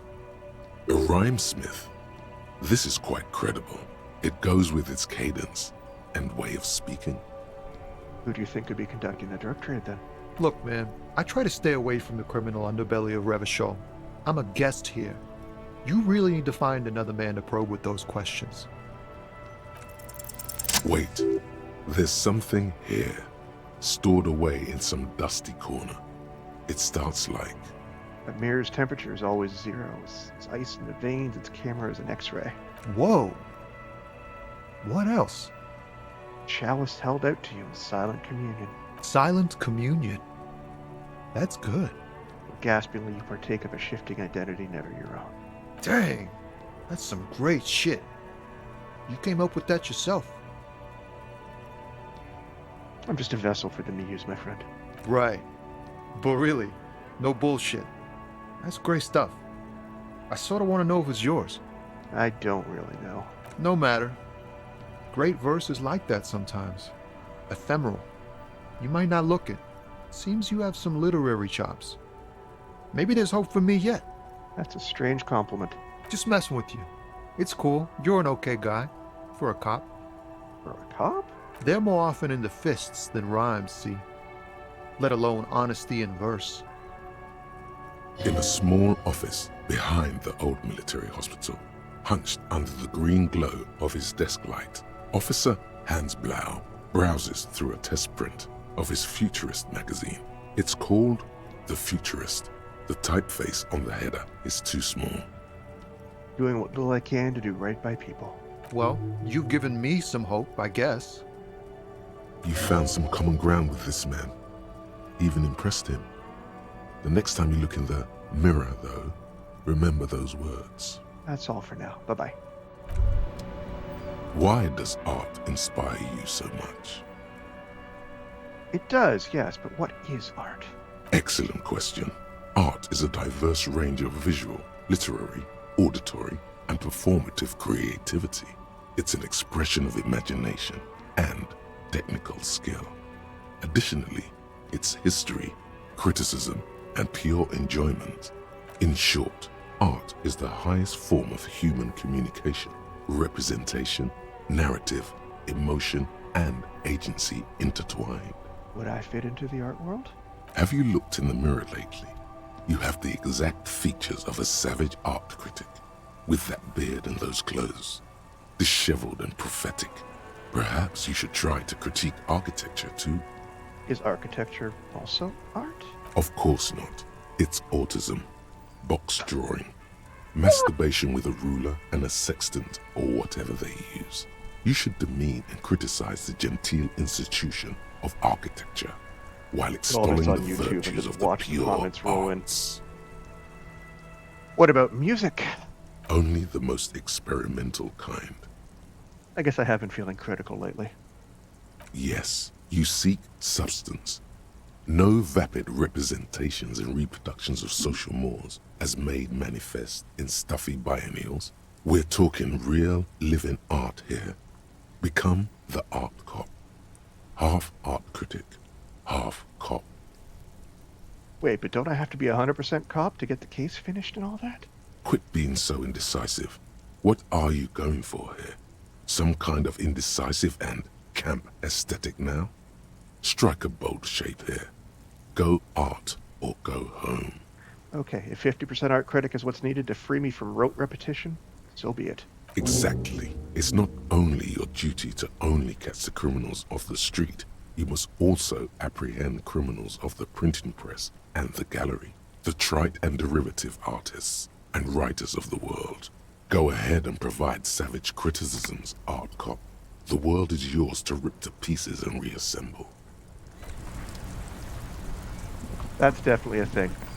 It is 9 p.m. on day 1, and I've been streaming for about 3 hours. This has been fantastic. I saw a lot of folks coming in and out. Don't be afraid to give me a follow if you eventually see this on YouTube. Like, comment, and subscribe. It has been fun. More Disco Elysium soon. Have a wonderful rest of your day. Thank you so much for everyone. Have a great one.